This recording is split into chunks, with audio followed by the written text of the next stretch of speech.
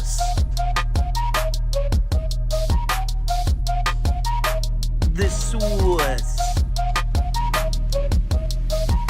Source. Hey, get the source. Greetings. Oh, my mic's loud. Greetings. Testing. Is that still loud? That's still loud. Testing. That sounds about right. Good morning. Good morning from the land of I got rocked. Yeah, last night, man. Holy shit.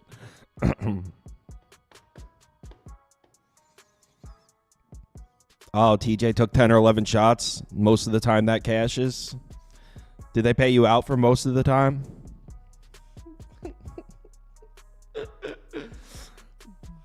Oh, fuck TJ McConnell.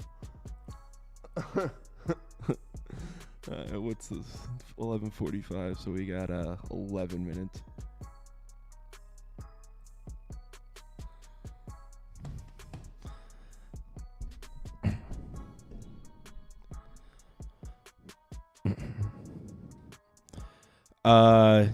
Yeah. I mean, I thought, excuse me, I thought Angels money line was such a sharp play. I truly did like it.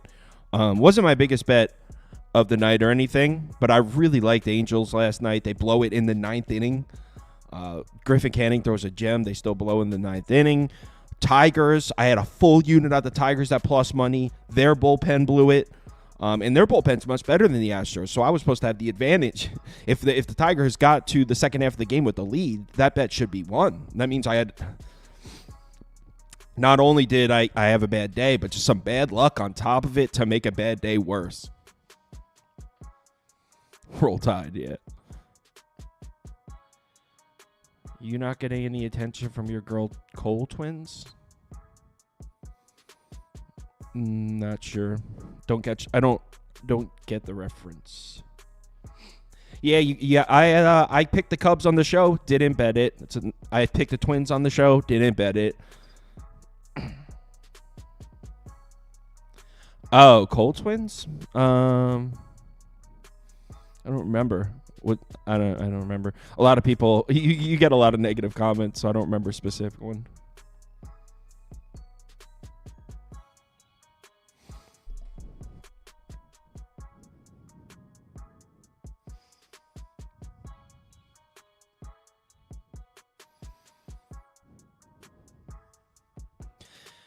All right, let's get a poll running. Chris will be here in 10 minutes. Let's go ahead and get a poll up for this one.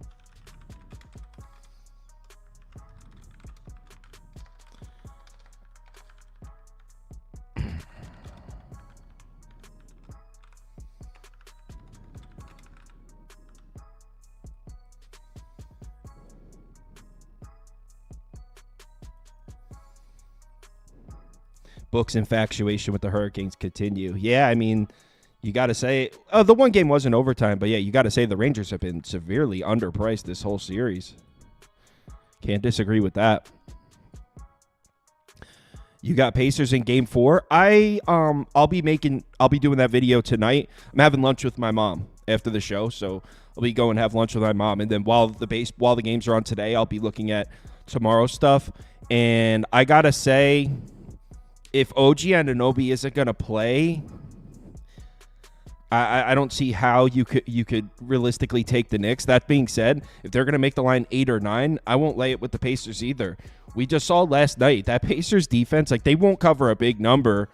That's been the case all season. I was taking Pistons plus 8 against the Pacers, even though the Pacers are a great team. Their defense refuses to let them win by margin.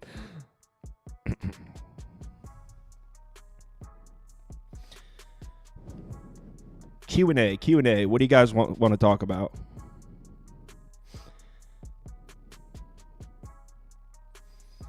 Appreciate it, Mikey Value. Yeah, I mean, it's going well. I have some cool stuff planned for the fall too. I got a couple people that are going to be joining for football season. It should be a lot of fun. S-Dot, go back to sleep, bro. Go back to sleep. It's too early to deal with you. Yeah, you're a Pacers fan, Mario? Didn't know that. But yeah, I mean, if OG Anunoby isn't going to play, you got, like, there's no way you could realistically be like, the Knicks will win. I'm not saying that definitely means they won't, but you have to say, just on paper, the Pacers should win that game. It's just I don't know if I can lay a big number. Kyle, have you ever heard of the ladder challenge? Yes, the ladder challenge, a.k.a. a way to bet that ensures you never make any money. You can go 8-1 and finish with $0. That's like the opposite of what I stand for.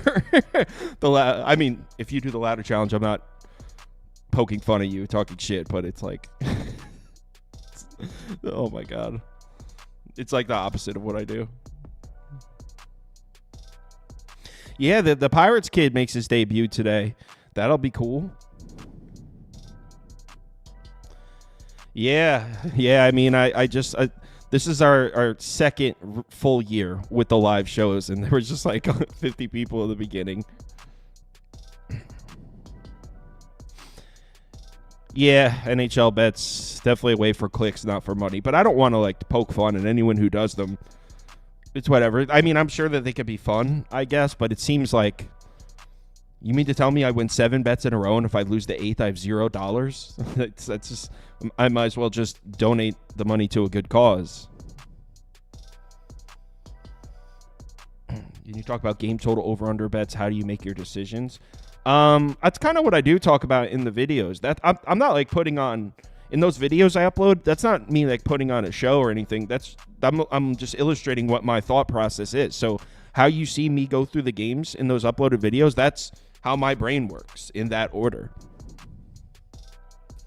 Yeah, hell yeah. Hell yeah, YouCapper. Hold on, let me set the templates up. What's up, YouCapper? Let me see if I have a Chris and YouCapper template. Chris. Nope, I can make it real quick.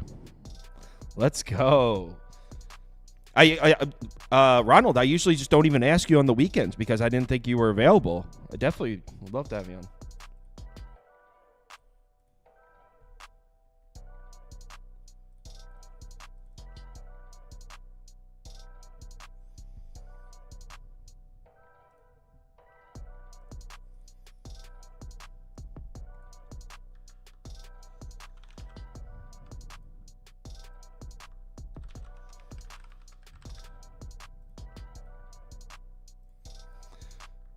Chris Ronald. All right, let me get the template up here. Boom. I'm ready. Let me get you the link now. Damn, that's sick. Where the heck? There he is.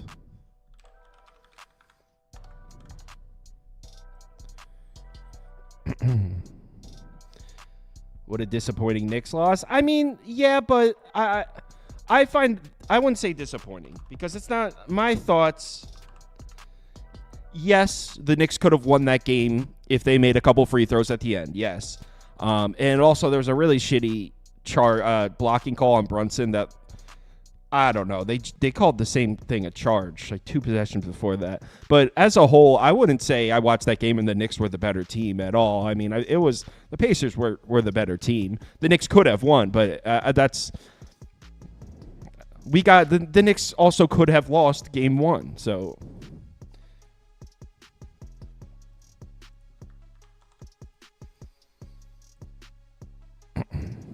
yo, what's up, man? What up, dude? Yeah, no, I don't typically have the weekends available, but I was already up. I had to do a different show, so I was like, all right. And I popped over and I saw you were live and you haven't started yet. I was like, maybe I can get it. It was perfect timing. We're starting in 4 minutes, so. All right. And then we're doing NBA first, so we can bang these 2 out, and you could head off to do what you got to do. Gotta get going, yeah. Oh, was this? How'd you do yesterday? NBA 1-1. MLB got my face kicked in, man. But I had Knicks, and I was leaning towards under. Didn't bet it. I should have. So I got those, but then Minnesota, I bet, which I didn't even like. I straight up was like, I hate this, but I had so I went 2-0 in the NBA. I had the Nuggets game over. That squeaked over, like it just barely went over. I think they ended at 207. But the one that I was like, yes, I got it right, was Pacers first quarter. The way that I was reading, because I knew that there was going to be some type of adjustment in that first quarter with OG out, and I had a feeling they were going to take advantage of that. So I focused in on that first quarter. I feel like the full game moved a little bit too much for me to take it at the 7 or 7.5 or whatever it was. So I was like, I stayed off of the full game. So typically I don't do that type of stuff, but yesterday I just had a feeling that first quarter was the way to go. let me ask, were you on Wager Talk yesterday? No, I wasn't. Oh, because someone left a comment on my video and was like, how did you not bet? No, I was. Sorry, my bad. Yeah, I knew it. Want to know how I knew it? Someone left a comment on my video on the Minnesota Denver one and was like, how did you bet Minnesota? Denver is 8-0 after losing by 10 points to a division opponent or something. And I was like, I responded like, oh, so you must have lost with Denver in game 2. And he goes, yeah, but I just wanted to share that stat. I heard it on Wager Talk. And I was like, I bet you he heard that from YouCapper. That's a YouCapper trend. I don't think that was me. I don't think that was me. That might have been somebody else. Oh, yeah. That's kind of like something I would say. Yeah, I was like, that's a YouCapper trend right there. Where's your McConnell jersey? What do you mean? I said McConnell alt under 6.5 points. Everyone loved McConnell last night. The Knicks may lose. We're not going to get beat by TJ McConnell. No. Siakam can beat us. Halliburton can beat us. TJ McConnell's not going to beat us. He had the volume, though. He had 6. Yeah, he finished with... Yeah, he definitely had the volume. I think he took like 11 shots. Let's give 2, and we'll go through them quick as hell. So you have about 15 minutes, Toast.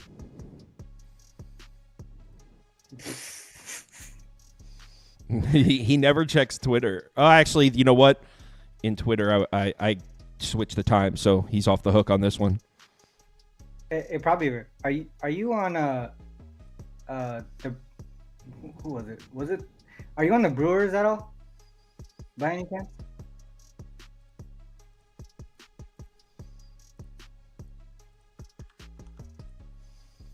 Extras. I'm expecting some regression, some runs this time around. Okay. I was trying to figure out a way to back the Brewers, and one way I was thinking about it was the team total over in the first half, in the first 5. Yeah.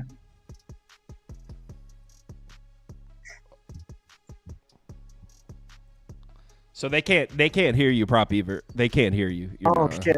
So I'm just talking to nobody. Yeah, Prop Beaver was giving us a Brewers analysis in our ears. I can hear him.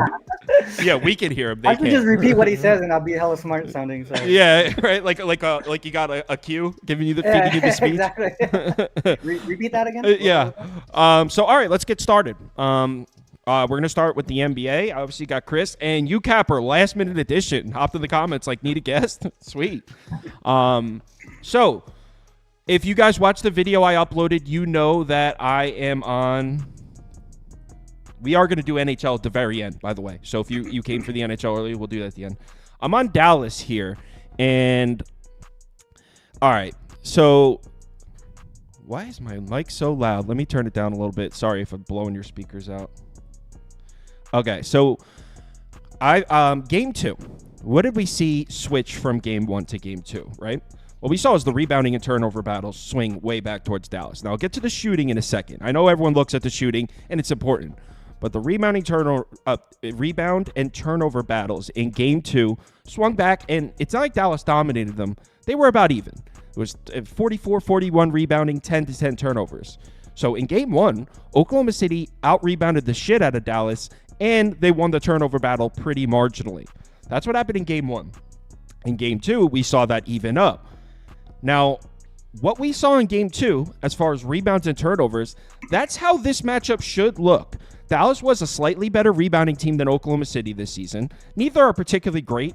on the boards, but Dallas is slightly better. So I'm not saying Dallas should dominate the boards, but the rebounding battle should be close here. And at home in Dallas, I would expect to see Dallas slightly win that. Again, the rebounding battle. And turnovers, Oklahoma City is elite at forcing turnovers, but Dallas is a very safe offense with the ball. They had problems here and there when there was injuries and all that, but as a whole, on this season, Dallas is 4th in turnover rate. So those 16 turnovers we saw in Game 1, I don't expect to see that again, despite Oklahoma City being a great defense at creating turnovers. So take the shooting out of it. Game 2, as far as the flow of the game, who was in control, that's how I expect this series to look. Now you can point at the three-point shooting. Dallas is not going to shoot 1,000,000,000% from 3, and Oklahoma City's not going to shoot 33%. There is regression there for sure. But as a whole, now we're back at home, and you're giving us this short number. I think there's a lot of people placing Oklahoma City bets based on the fact that they look at the three-point shooting, and they're like, oh, that's going to regress back. Give me Oklahoma City. And I think it goes a little deeper than that. I think the fact that Dallas evened out the rebounding and turnover battle on the road in Oklahoma City, maybe they win it by slightly more. We're basically just asking them to win the game here. Also, Chris, I got one of your trends here. So hold on. So teams that win. God damn it. Hold on. I don't want to mess it up. Hold on. I have it right here. So you know, this is RC's trend, not my trend. Oh, he got me on these. Let's give RC the credit then. Yeah, he's the trend master. All right, hold on. I want to get exactly right. And it is. Here it is. Home favorites who stole game 2? Okay, here it is. Since 2006, teams. So this applies to Oklahoma City. You know what? Why don't I just share my screen? Nah, never mind. So it's teams, after losing game 2 at home, game 3 on the road, 21-34, 20-35. Man, I'm not even saying this. Screw it. So there's a trend that supports Dallas as well. I uploaded in the video and I articulated it well. You definitely did, Cal. I watched it this morning. I watched the video after I did my show. Yeah. So I'm on Dallas here, -2.5. Go ahead, RC. Oh, you take this one. Yeah, you want me to go? Yeah, you go. All right, cool. So this, Cal, when I watched this video for my thoughts on this game are pretty similar to your thoughts on the other game, like on the Cleveland game. I have no idea what's gonna happen in this game. If I look through and I tell you what's gonna happen, I think that, like you said, we see some regression from Dallas. They did shoot. They had an offensive rating of a 124.2, so I think that regresses a lot, especially with the way the shooting happened. Luka going 5 for 8, and then before that, the 5 games before 5 for 35. I think OKC plays a little bit better here defensively. Tim Hardaway Jr. not having 17 points. PJ Washington not going for 7 threes and 29 points. Them not shooting 47% from the three-point line. So all of that regression to me feels like an under. I think I like the under a little bit more than anything else because I do think that OKC's defense is going to be a little bit better. I expect Dallas' defense to be good. So that's the way I would look in this game if I was playing it at all. But I don't feel strong on this side. I can see it, going kind of either way. Sorry, Chris. The guys in the chat is fucking hilarious. Yo, what they say? I can't. Your mic is making this weird noise. It said is someone farting? Is there a demon with Chris? Yo. No. You refresh your page, or you're about jump out and come back in. Your mic's making we can hear you, but it's making a weird. It's like I can't explain it. It's fucking hilarious. Dude. So jump out and jump back in. Yo, is there a demon with Chris having cracking up? We're going at it. YouCapper, before you go, I just want to put this up that as far as the total, I would lean that way as well, under. Yeah, I agree. I agree with the under. I do think that I see what you're saying with Dallas. I think with me though, I like Oklahoma City here. I also took the Mavs team total under.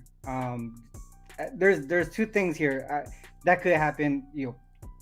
Whether they win or lose, I think Dallas can still stay under their team total if they win or cover. I don't think this is a situation where they're gonna continue to play this level of offense against the Thunder. The Thunder have been one of the most like dominant defenses in the second half of the season. And I think if you look at it from a playoff perspective, I know, you know, the Pelicans were not at full strength, but their defense traveled to New Orleans. So I think I have a feeling that their defenses will also travel to Dallas here. I think we see a step back from the Mavs section, from the Mavs side, specifically PJ Washington. When I keyed in on him, he scored 29 in the last game. He shot 7 of 11 from 3. He's only had a handful of games where he scored 25 points this season. And in the following game, this is how much he scored. I have it here. 14, 5, 16, and 3, right? These are things that we're going to see. He's going to definitely take a step back. Tim Hardaway, he shot well. Green shot well from the bench as well. I think these role players, I know, Chris, you always mention role players play better at home, but I also think that in a playoff setting, adjustments are made. And I think role players, even though they play better at home, I think the adjustments on the Thunder side, defensively, I think they're too good not to make the proper adjustments to limit these guys. One thing that I saw between Game 1 and Game 2 is how they handled Kyrie. Game 1, they kind of let him run. Game 2, it made it look like they wanted him to just be a distributor, and that backfired on them. And I think they're going to go back to what happened in Game 1 and what was successful for them, which is allow him to play his game, right? And see if he can beat everybody else. Go 1-on-5, whatever it needs to be. Because Luka obviously is not 100%. Yeah, he performed well. He had good stats and stuff like that. But if you look at him on the court, he does not look well. He's, obviously hobbled in most situations where I see him running back and forth. He's typically the last guy back on defense or on offense. There's instances where I think it was who guards him, the dude with the dreads. Lou Dort. Dort was on him. He was playing him full court. He literally was not part of the offense for a quarter of the possession. These are things that affect the offense of a team. To me, because these role players stepped up, that's what got them that game 2.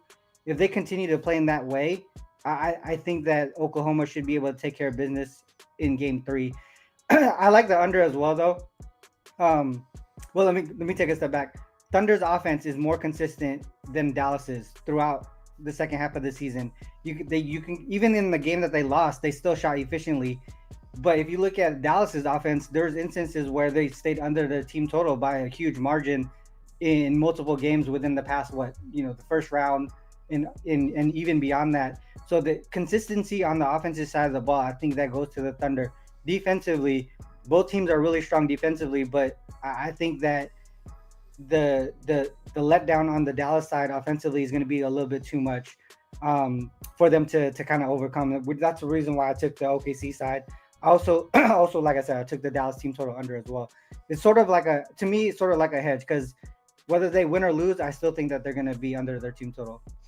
Okay, so there's a lot of things you said that I agree with, and I can't argue that there's a ton of regression on the table for a lot of the Dallas Mavericks individually on the offensive side. Without a doubt, PJ Washington, Luka Doncic, I mean, maybe, I don't know if he is 100% like you said, and I agree with all that. The part where we differ is the Oklahoma City offense.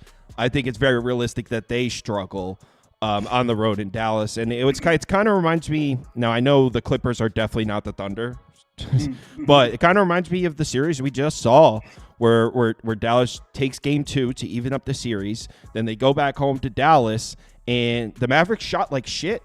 They shot like 26% from 3 in that game. They still won by double digits because they locked the Clippers down, and the Clippers couldn't do anything offensively in that game. So I expect the Dallas defense to get me this cover. That's my thoughts. Because I agree with you, there's definitely a ton of regression as far as the Mavericks scorers.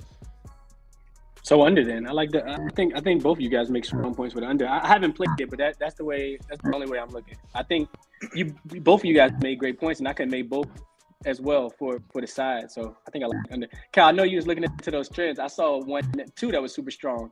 So totals are 18-9-1. That's 63% in game 3 when the road dog who lost game 2 is a home favorite. And then if the series is tied 1-1 in game 3 and the line indicates that it's going to be a possession game, so 3-point spread, 21-8-2 to the under, 72.4%. So I think I'm gonna just go under, and you guys can root for the side. All right, I agree under as well.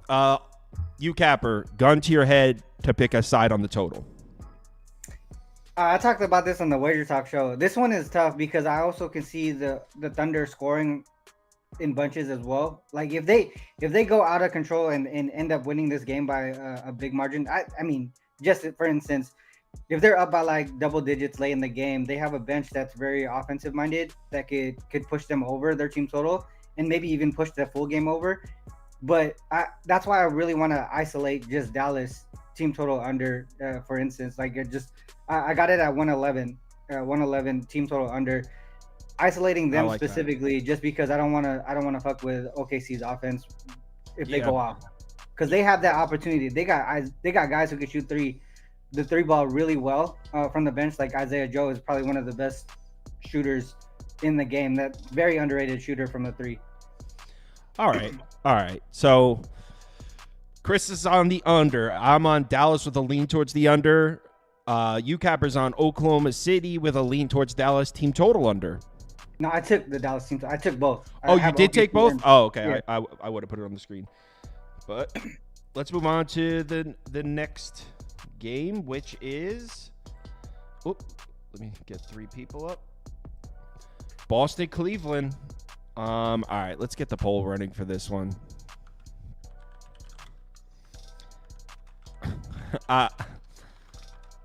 I don't know if you guys watched the video, but I wouldn't say I'm dripping with confidence on my bet in this one. Did you take Cavs? I took Cleveland. Yeah, but like I if you watch the video, I straight up say, like, guys, I feel like I don't have a lean on this one. I'm betting Cleveland +8 because I want to have a bet on the games, the NBA playoffs, and I don't want to not have action on it. But this would be a pass for me if that was an option. Obviously, pass is not an option in the playoffs here. So I'm on Cleveland. And like, I do think that my logic for arriving on that side isn't terrible. Like, I do think there's some truth to what I said, and I'm going to go through it right now. All right, so what do we see happen in game 2? Well, a couple things. The most obvious one is Boston got dominated on the boards, and Boston couldn't hit their shots, right? That's the most jump out at you in your face analysis as far as what happened in game 2. Now, as far as the rebounding, I don't think it's that crazy. Now, is Cleveland going to dominate Boston on the boards again? No, but I don't think the Celtics will win the rebounding battle on the road in Cleveland. I think that'll be close to even. So I don't think there's not necessarily a ton of aggression there.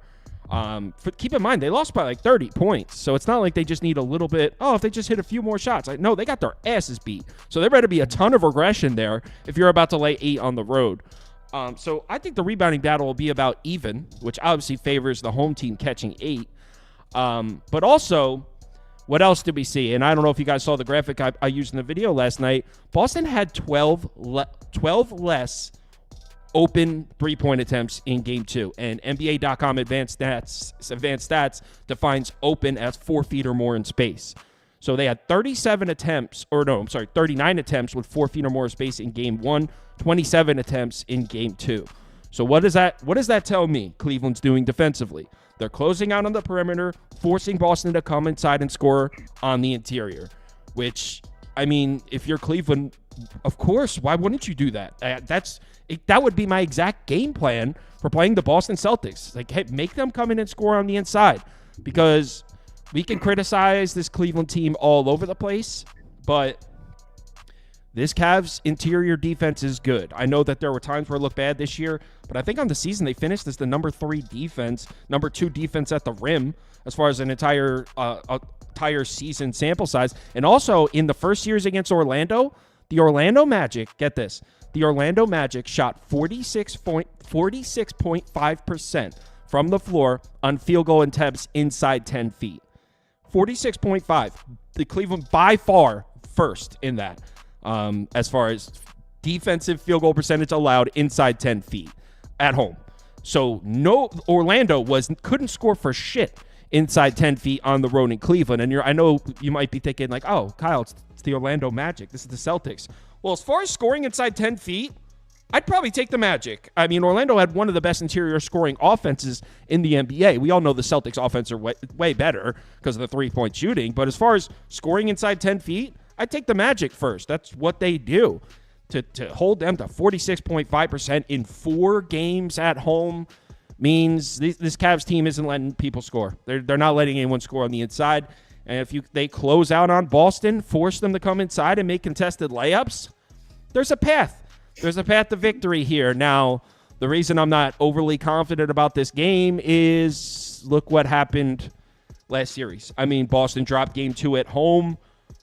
And then they'll go down to Miami and absolutely beat the hell out of the Heat. So I get it. If you're on Boston, I bet Cleveland, but this isn't one. If I'm being fully transparent, might be doing a little bit of gambling here. Yeah, I can see where you're going with it. Because I mean, like Chris, remember that text I sent you in Finesse?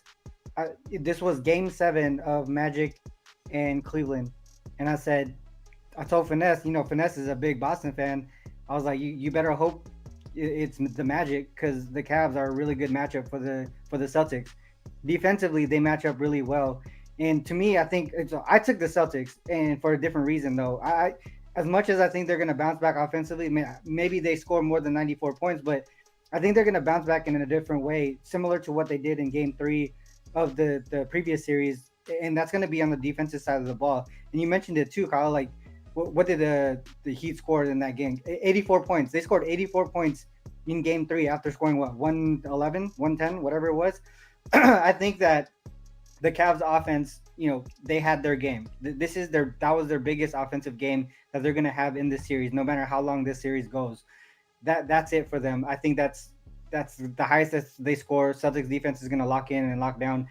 The Cavs were so efficient on the field from Game 2. They shot 55% from the field, 46 from 3, 13 out of 28, right? So they shot less three-pointers volume-wise, but they shot at higher efficiency. I think the Celtics are too good not to make those proper adjustments on the defensive side of the ball. I think, like I said, I think it's going to be very similar to what we saw in Game 3 with the Celtics and the Heat. And that's the reason why, even though I think that Boston may still continue to struggle on the offensive side of the ball, because I do think that Cleveland matches up with them well defensively, 2 things can happen. Celtics cover and the Cavs team total under as well. I think that's another situation that happens. The reason why this is the reason why I didn't take the full game over is because there's still a situation where the Celtics shoots lights out from 3 because they also want to bounce back offensively as well. But I mean, that could be an instance, and this total is low enough to where they can sneak over that 211 the total now. So they could sneak over that really, really easily with just a couple 3-pointers more than expected. So that's the reason why I stayed off of the full game total and just focused again, like I said, Cavs team total under. I think if the Cavs do win another game, there's probably still going to be under their team total. They're going to have to do it on the defensive side of the ball. They're not going to be the team that outscores the Celtics. Well, that's how I take it. And then I do have a trend from a trend perspective, and this goes back to the zigzag theory. I know a lot of people think that zigzag theory is kind of gone and not as profitable anymore, but there's still instances where it is, and this is one of them. So since the 2020 playoffs, road favorites coming off of a loss as a favorite, 17-3 straight up and against the spread. That's 85% cover rate. That backs the Celtics here. Like I said, I think the Celtics are just too good a team to not make those adjustments on the defensive side of the ball. Yeah, I hear you. And what you said about Cleveland's offense leads me to this. I also like this in this game. Mm-hmm. Because what you said about Cleveland offense, I can't really argue. I would argue that just assuming the Celtics are going to go into Cleveland and put up a huge number because there's the Celtics, I don't know. I think I could poke holes in that. The last time Boston came to Cleveland was March 5th. They had everybody. Porzingis, they had the whole fully healthy. They lost that game, 105-104. So let's not forget that it is the playoffs, and the Cleveland Cavs were a top 3 defense. I think maybe that's kind of getting overlooked. But you know what? The Celtics can win by 30, and I look like an idiot. Yeah, Chris? Yeah, I agree. But I think you make some valid points, Kyle. But I think RC you make some valid points as well. I think the other thing we got to mention is since we started the show, Jared Allen did go through shoot. He is president shoot around right now. I think if he comes back, that actually hurts the Cavs. I know that he's a very impactful player, but I feel like since he's been missing since game 5, 6, 7, 1, and 2, like to me that's enough for him not to be as efficient. Especially where they need him to be. And then you got Dean Wade also upgraded to questionable in this game. And I think with him not playing basketball, I think it's been like 2 months. I think if he comes back into the rotation, that throws off things for the Cleveland Cavaliers, especially just whenever game 1 is that they'll be back into, whether it's today or, game 4. And in my opinion, I think Boston bounces back defensively as well. I see you talked about, how well, Cleveland shot from the 3-point line. And it would have been cool if, Boston, the shot's not falling, that's one thing.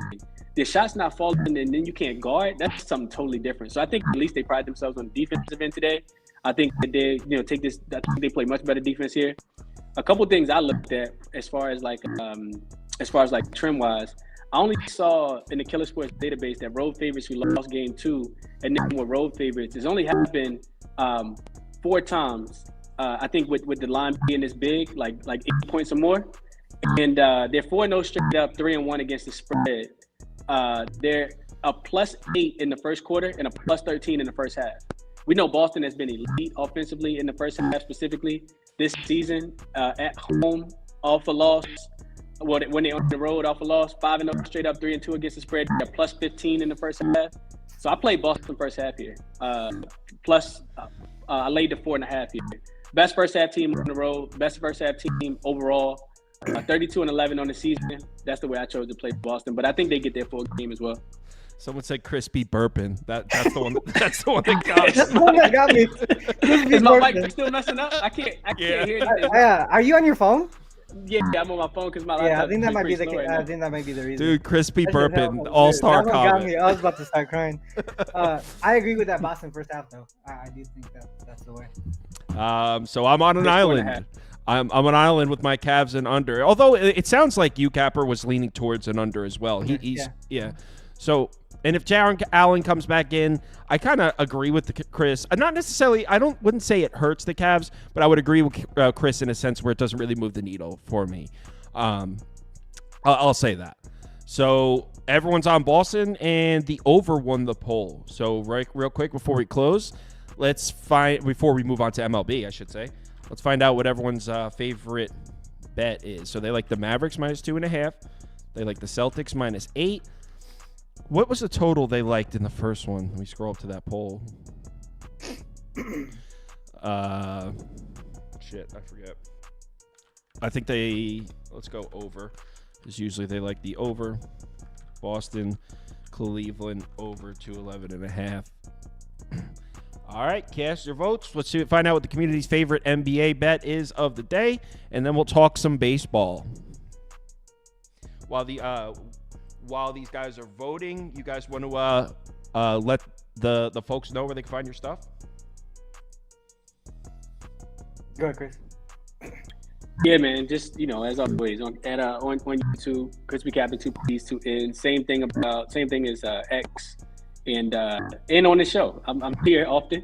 Appreciate you for having me, guys. Yep. And YouCapper, that's his Twitter right underneath him, by the way. Yeah, that's my X, my Twitter there. Probably gonna start bringing back the shows pretty soon here. So I did have a YouTube show. I talked to Kyle, and Chris used to be on the show as well. But I'm probably gonna bring it back for the WNBA season. I'm really hyped for that. That's gonna be starting this week. So yeah, just follow me on X there, YouCapper Sports. Yeah, I've heard really good things about the website, by the way. People tried it out, really like it. Oh, yeah. No, I appreciate it. Yeah, I wasn't going to say it just because it's no. themoneyballer.com, guys. That's the website that I've been working on with a couple colleagues, my business partners. And, man, it's been really awesome. It's helped me become a little bit more profitable in the MLB season, more so than last year. NBA has been really NBA, I think it's more of a regular season tool than a playoff season tool, in my opinion, but we still have the playoff stats and all that stuff. So it's a really dope handicapping tool. I can pop into a show with no notes and pull up that page, and I have everything just talk about and have a conversational piece with anybody in the sports betting game. So that's how the tool works. And if you guys want to check it out, themoneyballer.com. Yeah, and I completely get what you're saying because I have an NBA model that I use, but when the playoffs start, I don't even open it. Yeah, I don't fucking look at it. Yeah. It's just so everyone's favorite side is Boston -8. Everyone's favorite total is Boston, Cleveland over. So the community likes exactly the opposite of what I like in that game. I like Cleveland and under. So, all right. Thanks for joining, guys. Let's talk some baseball. All right, good luck, guys. Talk to you soon, guys. Best of luck, fellas.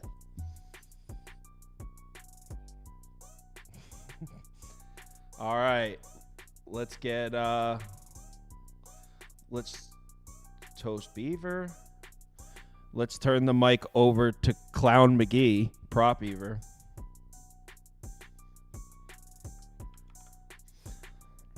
Ran over on the curb. You don't even have to ask. I got crushed too, man. Yeah. Units on Reds team total under 3.5. The world, including you, no offense, Beaver, gets your fucking Logan Webb under. Everybody gets the under, and I get fucked. Don't even talk to me. I'm pissing real quick before we get started. Okay. All right. Well, I understand that. So fucked. Under earned runs, kind of the shit, must say.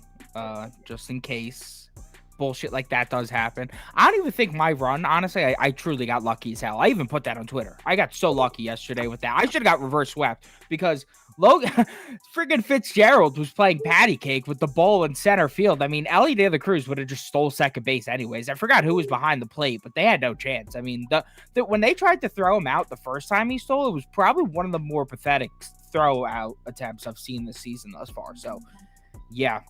Tough break yesterday. I've honestly, I think my past like 3 or 4 days have been tough, but I feel really good about the slate. My vibes are high. I feel good. What's crazy is that on the show and like right before, I didn't put them on the website, but I bet the Twins, the Brewers, and the Padres, and the first 5 over in the Braves game, and it went 3-1. But none of them were on the website, of course. I feel that my leans were going crazy So yesterday. I wasn't It's like the worst super feeling. mad, especially when the Padres won last night. I was like, Yeah, I don't know. My K calls were horrible yesterday. Even Charlie Morton's bum ass was going absolutely crazy. So looking for redemption. we'll see. I'm on a lot of dogs, so I don't have every single play of mine is plus money except for 2. I have a lot of plus money today too. A lot. So I have 8 bets. 6 of them are plus money. Yo, someone sent me an email the other day that was like, Kyle, it was a woman, and she was like, Kyle, my husband watches your show, and I noticed that you use the bathroom often. I'm worried you might have diabetes. It's like a paragraph about it. It is pretty nuts that your kidney or whatever is like almost on a timer for when the other thing goes. You come. Well, you it's piss. it's not You're so also much an that adult. I tell my wife the same thing. You're an adult. You should be able to hold your bladder. Dude, some of these shows I'm on for 3 straight hours. People in radio get commercial breaks. I don't get that. Oh my god. And also, it's not that I have to piss at that moment. I just figured in between sports is the best time. Yeah, you need to wipe yourself clean of the previous sport. Whatever, dude. Twins, Blue Jays. Gossman at home. Prop Beaver, you're taking the Twins, right? I mean, yeah, you already knew that from the moment you saw the game. You saw Gausman, you saw that Gaudy plus Price, and you were like, okay, well, Prop Beaver's on the other side. Because that's what we do here. We do not back having Gausman at home because that's not profitable. It's a fool's errand. 1 second, let me go ahead and pull it up. Yeah, through 36 home starts in 2022, Gausman 17 and 19 straight up. Couldn't find the record of his odds in every one of those, but I went back pretty far as I could. He was a very considerable favorite in most of those. Some of those games minus 300 or greater. So we were talking about if you were betting those every time, even if, let's just say, the average money line price of his opponent was plus 140, you'd be up $960 if you were in a $100 better, 9.6 units. If you just faded Gausman at home blindly every time. Why? Not because of him, because the offense behind him sucks. The run support, 3.3 runs per game in Gausman home starts as a member of the Jays, But in 2023, the Jays averaged 4.6 runs per game. In 2022, 4.8 runs per game. So he's averaging 1.6 runs less per game the last 2 seasons with himself on the mound. And now we have Mr. Simeon Woods Richardson heading into Toronto. I've seen the scrubbiest head in Toronto and absolutely deal when Kevin Gausman's on the mound. So while I don't know much about Simeon Woods Richardson, he's off to a hot start thus far, and the Jays have not done well against his pitch mix. 16th, 28th, 24th, and 22nd in runs above average against his top pitches. And on the other side, I mean, not only do we have Kevin Gausman in the fade spot, but the Twins are hitting right-handed pitching. Last 9 to face him, 6.59 ERA, 143 whip. Last 3 to face him, 11.07 ERA, 1.69 whip. They throttled Gilbert, Kirby, and Hancock. That's a massive improvement over where they started the year. And Kevin Gausman does horribly against the Twins at home. 5 career home starts against the Twins, 0-3, 7.09 ERA, 1.7 home run per 9. His team went on to lose all but one of those games. On top of that, I mean, Gausman has bounced back a bit the last 4 starts, but the xFIP suggests that he's at the same level he was the first 3 starts. The K percentage isn't even all that great. It's just a bit of more BABIP luck. So I think we have a nice bullpen edge, even with some of the guys for the Twins going yesterday. They still have Sands. They still have the other Thielbar. So I'm taking the plus money with the Twins. This Twins team is the far better team. I don't care if Kevin Gausman's on the mound. Someone must have liked your analysis. They said, Prop Beaver, I want to oil you up. Thank you, brother.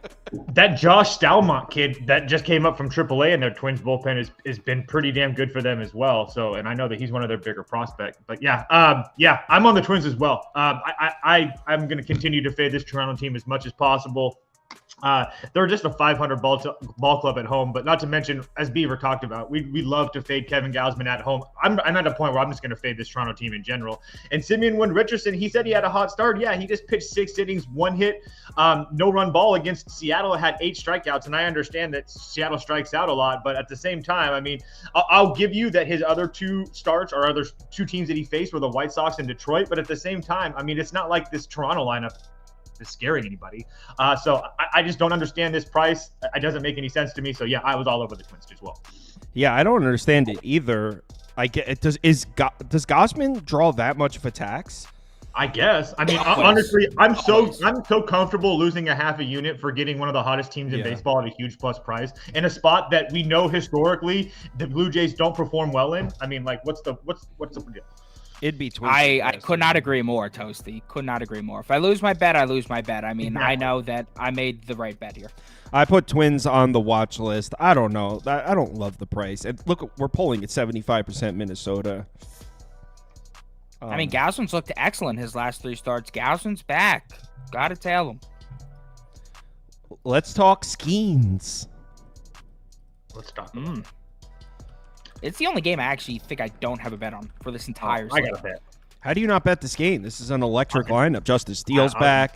Skeens. Yeah, well, you know where I am. No, I don't. Where are you? Fade the Pirates. Cubs money line. Yeah. I mean, Jesus. Even with Skeens?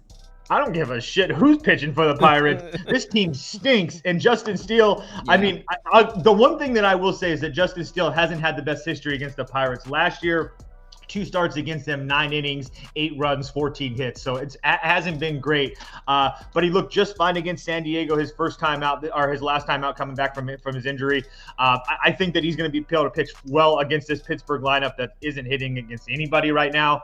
Again, if you're going to continue to give me these prices against the Pirates at -110 or better, I'm going to continue to take them. I said it yesterday. I've said it all last week. I'm going to continue to do it here. Yeah, I mean, it's really hard to argue with that, to make a case for the Pirates. I'm going to pull up their numbers. Probably, are the Pirates any better against lefties? I know they're absolutely terrible against righties. They're a little bit better, yes. I'm looking. They're a little bit better on the season, but they've been doing nothing against lefties lately. In fact, I would say lately they're better against righties. I mean, they at least got put to up Tyler Anderson yesterday. Yay! Storm a parade. Yeah, they got to Tyler Anderson on the road, who's one of the most due pitchers in all of baseball. I don't know. And they got what? Like he had 1 bad inning, right? Wasn't it like a grand slam, and then that was it? They didn't do anything else. So Yeah, I just the Pittsburgh. I think the Pittsburgh bats are starting to wake up against righties. I do think there's some credence to that. Against lefties, though, you're not going to catch me. I mean, I'm passing on this game strictly due to the history with Steele. Steele has gotten cranked. Yeah, that's the thing. I want to fade Steele 4 times in a row. I want to fade Steele, but it's the Pirates, and also I feel like there's a lot of people betting him because of Skeens. I'm sure. I mean, play Pirates first 5 then. I'm not doing that. No, it'll be Cubs or pass. This is not making the watch list. I think Pirates had a great spot yesterday, and they couldn't even capitalize. No, they on didn't. That, so. Cubs was the move yesterday. No, it wasn't. And anybody who knows ball knows that Cubs were the move yesterday. Like I said, I'm going to continue to bet against the Pirates if you give me that price. I don't care what the pitching matchup is. All right. Let's talk snakes. Let's talk about them. They let us down yesterday. They bit us in the ankle, and they pissed on our leg. Do snakes pee on people's legs? I got the ankle bite, but what was the second? They pissed on mine yesterday. I felt the rash. So, that being said, I saw you in a tweet telling somebody that you're going back to the Snakes' first 5. Immediately. It was the first play I posted yesterday. Yup. Love the D-backs here. Dripping with confidence, too. Yeah, got a lot of flack for this one yesterday. So when it didn't cash, I was pretty pissed. I was pretty annoyed that for some reason the chirpers were coming out in waves. I was getting messages and DMs, replies. I don't know what the fuck. Wow. People, they're glazing of the Orioles. These people need to seek help. Oh yeah, it's bad. Truly, it's getting ridiculous. Actually seek help. This team is. I'll get into it, but they're not even a bottom 5 lineup. They're a bottom 3 lineup against righties last 2 weeks. We'll get into that later. Yeah, this is Ryan Nelson on the road, the certified road warrior coming off a bad home start. That is the prime spot where you back Ryan Nelson. He hates the state of Arizona. Just check the career numbers. His ERA at home, 7.12. His ERA on the road, 3.41. WOBA, 100 points better. KWB ratio, 10% better. XFIP, even XFIP, an expected indicator, is 1.5 points better on the road. This dude is just a completely different man on the road. And the last 5 righties faced Orioles have dealt against this team. 1.26 ERA, 0.94 whip, 0.31 home run per 9. And look at who Ryan Nelson has gotten hitting up by thus far, if you're going to say Ryan Nelson's had a rough season. The Yankees, the Braves, who were hot against righties at the time, and the Padres, who have awesome history against them. Those are 3 top 7 offenses versus righties in WRC+. Orioles are 27 WRC+, 22nd in ISO, and 30th in OBP against righties over the last 2 weeks. Meanwhile, we got Mr. Means. Going back to 2021, we've seen him deal on the road, but he's struggled a lot more at home. 2021 was the last time we saw him play the majority of the time. He's only made 7 starts in 2022, and on the surface, you would think he's a god. 2.33 ERA, 0.78 whip. How do you fade this guy? Well, he's only got a 17.2 K rate and a 30.4 ground ball rate. He's putting the ball in the air at a 52% rate with a 188 BABIP. That is pure bullshit. That has to rest negatively. And guess what? The guy is still 1-8 to the first 5 money line and 0-9 to the full game money line in his last 9 home starts going back to 2021. So if anybody wants to bring up fake records about the Diamondbacks against lefties, well, that's a real record. John Means at home sucks. So we got John Means. He played against the Reds at Cincy. Their bottom 3 lineup against lefties over the last 3 days. This is a massive step up in competition. Sure, they didn't get to Cole Irvin, who has a horseshoe up his ass, but the previous 6 lefties to face him got absolutely cranked.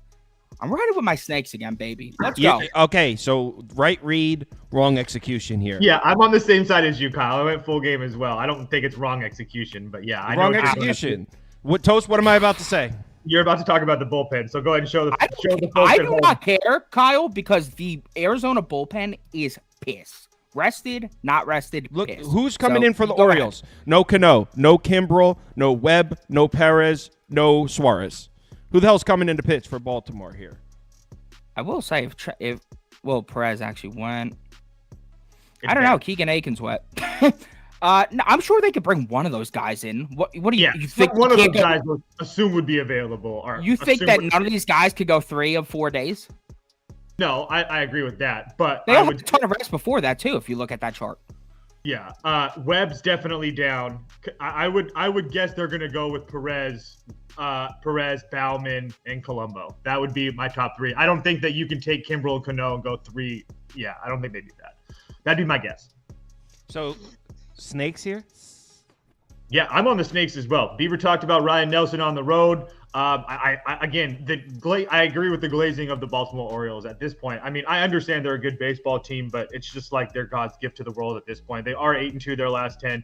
They just played the Mets, the Nationals, the Reds. I mean, it's not like they're playing these world beater teams. They're getting the job done, but I just don't think that they're that crazy good. So, yeah, I'll take my chances with a huge plus price with the Arizona team that's starting to play better right now. Well, the community disagrees with us. Shocker. 51%, 42%. It's close. A lot of people are betting this thing. I got Arizona last night at plus 150. Look at those pie charts and look at that number now. It's dropping. How about Nats? Can we talk Nats ball? I'd love to. It's one of my Great favorite call teams. yesterday, Mr. Toasty. I think it was lucky. Yeah. I just keep on playing the Nats, so it's going to be continued to play lucky. Mr. Corbin expert. I thought you said it wasn't a Corbin spot yesterday. He looked The Red really Sox. good. Did you see the stats? The Red Sox left 113 guys on base in the game. Well, that's because Corbin's a gamer. Exactly. He's a gamer. He knows how to get out of jam. He likes to be in a jam. Stop saying that dumb shit. That's nonsensical. Now we got your ass. We got you in your own gun. Cooper Criswell pitching against the Nats. Toast is going to take Nats money line. I don't even have to ask him. Correct. You're going to keep on giving me this price with the Nats. I'm going to take them. I've already bet them. Look, I don't even think that Jake Irvin's pitching that bad. I understand he had a bad start against the Dodgers, and then he had a bad start against Toronto at home after that. But on the road at Miami, another start on the road at the Dodgers, on the road at Oakland, and then his first start of the year on the road at Cincinnati, he gave up 7 hits and 3 runs. Jake Irvin has been just fine on the road. And to be honest, he's been fine all year for me. Again, this Nats team, I continue to tell everybody, they are playing really good baseball right now. 6-4 their last 10, 12-8 their last 20, 7-13 their last 30. And I'm telling you, we continue to get them at plus 115, plus 130, stuff like that. I'm going to continue to take them. Do the Nats bullpen have a little bit of taxation without representation going on? Yeah, I'll give you that. But at the same time, they still have been getting the job done. And Floro's only at 25 pitches. Garcia's only at 14. Hunter Harvey's not going to go, but we're still going to have Finnegan. I think they can piece it together. I still think that Boston's overrated right now, especially at this price. So, yeah, I'll be on Washington. Yeah, I mean, I had a full unit on Red Sox minus 1.5 last night, so I'm currently not speaking with Boston. But, Prop Beaver, you have anything for this one? This is kind of probably a pass for me. Yeah, so this is another one where I need to see the lineup. Is Nick Senzel playing? Because I hate that guy. It's not that I hate him. It's that he doesn't know how to control himself. He has a 60% strikeout rate against righties over the last 2 weeks. That is absolutely absurd. So he struggles against command. He struggles in general. If he plays, I'll be likely taking Cooper Criswell over 3.5 Ks. 3-1 in his 4 starts. Lone miss came by the hook at Cleveland, one of the hardest places in the MLB to get strikeouts. The only reason we're catching this price is because the Nats on the season are a very well-disciplined team at the plate. They're one of the lowest teams in the first 5 in terms of K percentage against righties. But ever since Nick Senzel has become a regular part of the lineup against righties, it has completely gone to shit. So before Robles entered the lineup yesterday, the Nats were 24th in K percentage versus righties through the first 5 from April 20th to May 9th. These righties averaged 5.8 Ks per game. Majority of them went over the total. Before that K total was just 18.2%. That is an 8% rise in K percentage. So, yeah, I mean, if we're going to get that major boost with Senzel in the lineup, and I'm going to get plus money for it with a pretty pitcher-friendly ump, I'm going to take Mr. Criswell to go over the K line. Just waiting for the lineup. Come on, Senzel, play today. If Senzel's playing, I'm going to be pissed. But anyway. And the Nats he is horrible against righties. I know. Oh, trust me, I know. The Nationals' ROI is now up to plus 27.7%. This Washington team is a gold mine, and I didn't get in on any of it. Been trying to tell everybody. All right, I'll put Nationals upper pass, but it's not going to make the watch list. One thing I like is that Jake Irvin does struggle a bit against lefties. Duran is great, right? But he stinks during the day. I was going to take his over in bases. The dude is horrendous in day games. Abreu, a bit inconsistent. Devers, you never know what you're going to get. And then the back end lefties, Dom Smith, Reese McGuire, and David Hamilton. Those guys absolutely stink. So, yeah, I think that Irvin can have a good game today. 71% of our viewers are taking the Nats, just 19% taking the Red Sox. So definitely a bit of a public dog, but they probably were a bit of a public dog last night as well, and they cashed at a huge price. Oh, Yeah. Man, this game, I didn't get to watch it, but I saw everybody cash with the Yanks, and I was like, man. the Rays had several chances to take the lead in this game. Several. Man, that's sick. Well, Josh Bradley, man, he's a bet on pitcher for me. He's a guy I'll be watching. I think he's legit. But hold on. See, you're suffering from short memory syndrome right now because you remember last season he started off with 5 or 6 great starts, and then he became a fade pitcher at the end. I'm looking at the entire sample size of last season. He's a guy who has excellent command, who got extremely unlucky with BABIP. I think that he's going to be very, very good. ERA was 2 points higher than his xFIP. So I think this is a guy who this year, that when that luck really starts to kick in for him in a good way, where he's not just getting cranked at home for zero reason against bad lineups, he's going to be really good. Let me look at the bullpens real quick, but I'm thinking this is a Rays spot. I'm on Rays money line. I know Beaver's I'm on the Rays first 5. Ooh, no Yeah. Holmes, no Weaver? Exactly. And I know that all the guys from the Rays went yesterday, but they're all going to be available. They all had the day off before that. Adam only 12 pitches, Clevenger only 7 pitches, Mayton had the day off. Yeah, we're good to go. They suck, but we're good to go. I'm with you. I'm putting this on the list. Damn it, I gotta scroll through everything. Proppy, you said Rays first 5? Do you have any logic behind that, or are you just throwing darts? Yeah, you just said that the guys went for the Rays yesterday. I don't need the dog shit arms to be fatigued. They're already shit. So there's that. Yeah, I'm up the first 5 here. I feel like the wrong team here is favored through the first 5, and there's some nice value on Tampa at the even price. Also, Kyle, what do I love doing? Backing Tampa through the first 5 against lefties. So I isolated through the first 5. Nestor at home, the guy's sensational. But he also faced some easy competition. On the road, he's been awful thus far. 6.75 ERA, 3.70 WOBA, 1.65 WHIP, 0-3-1 to the first 5 money line in these spots. Very interessante. Now faces a Rays offense that he dominated earlier this season for 7 innings of 6 hit, 0 walk, 9K shutout baseball.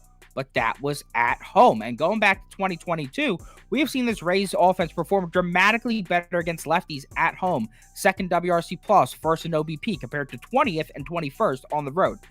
We saw the Rays go through a bit of a dry patch against lefties. We know that. And then Jose Quintana came into town, and he saw the full wrath of them. 2.2 innings, 10 hits, 8 earned runs. And let's not forget that before Nestor pitched that gem his last time out against Tampa, he had allowed 3+ runs his 3 previous times against them, combined for a 7.47 ERA, 2.9 home run per 9, 1.4 WHIP. The current lineup still has an 847 OPS and 9 home run percentage against them.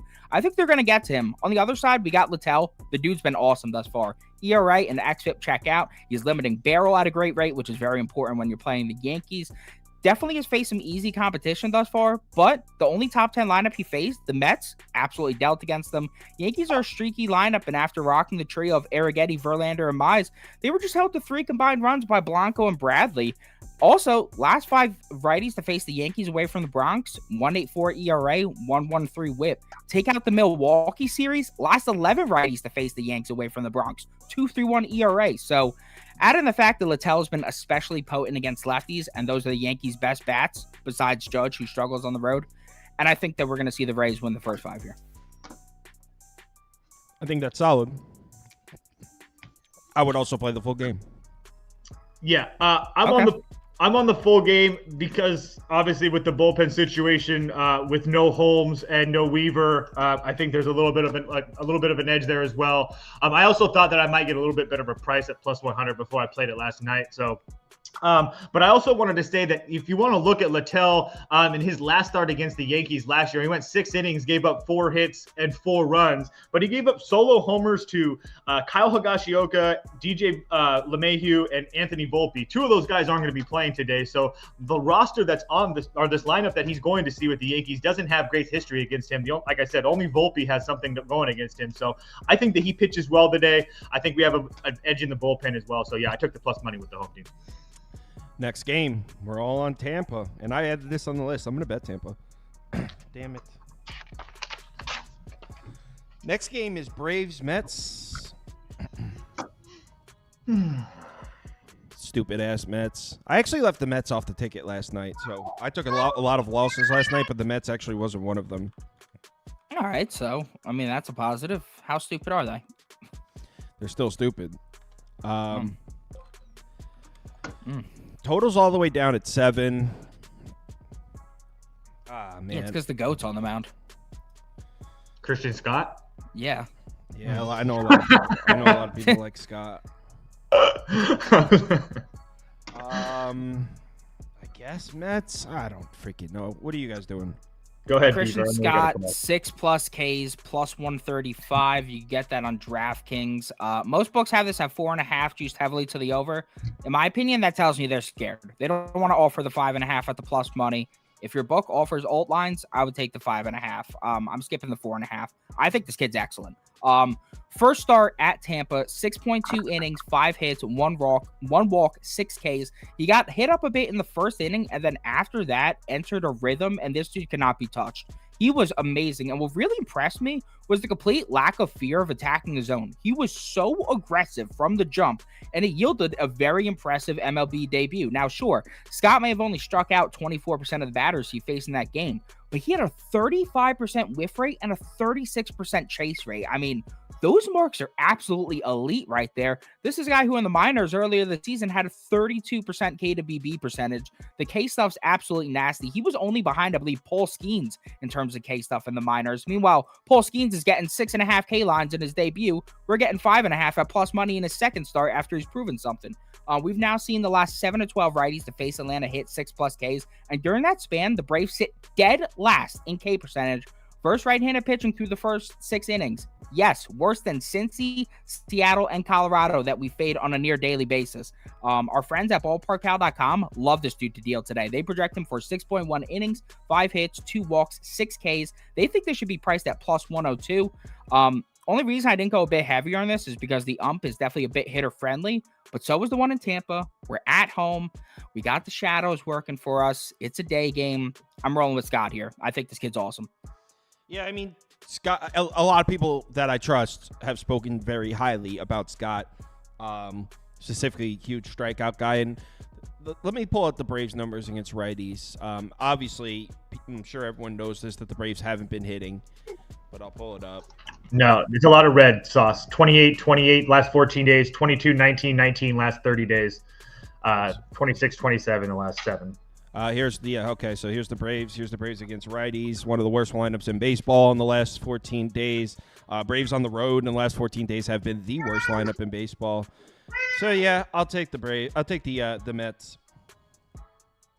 Yeah, it'd be Mets or pass for me. I didn't bet this one. I'm very curious to see how Scott comes and faces against this, or looks against this Braves team that has been struggling. So if he pitches well, he can definitely be one of these guys to start betting on in the future. I think that he's going to be a stud too. Everybody that I've ever talked to about him feels that same way. So I will say though that Max Fried has pitched very well against the Mets for a while now. So I'm not running to the window with the Mets against Max Fried, especially Max Fried coming off of a pretty bad performance for himself or against 7 innings against the Dodgers where he gave up 4 runs. So I think that Max Fried pitches well. I actually don't mind an under here. I think it's at 7.5 or whatever for a reason. So yeah, it's a super low total.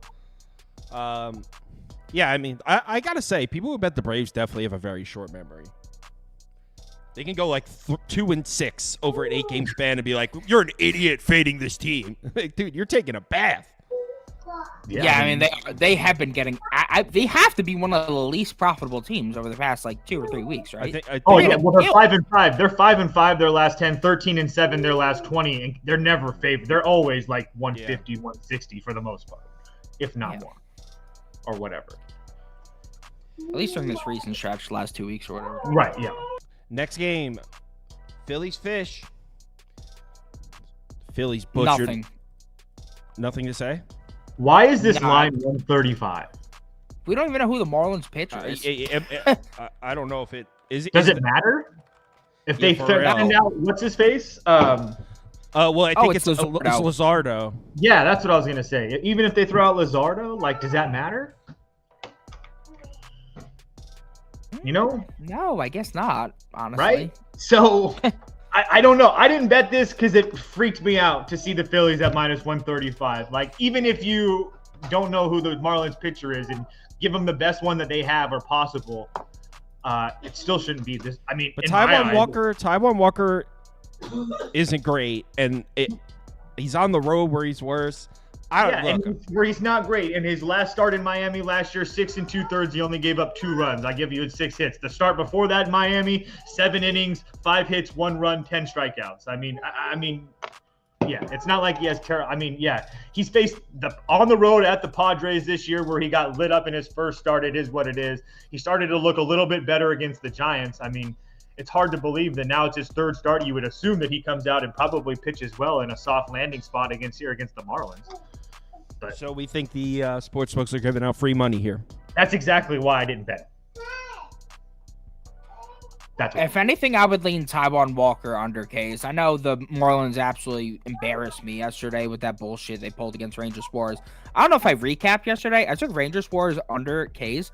The Marlins had 7 looking K's yesterday. 7. They stared at 7 K's. I've never had that happen in my life. What the fuck are you staring at, Miami? Let's swing.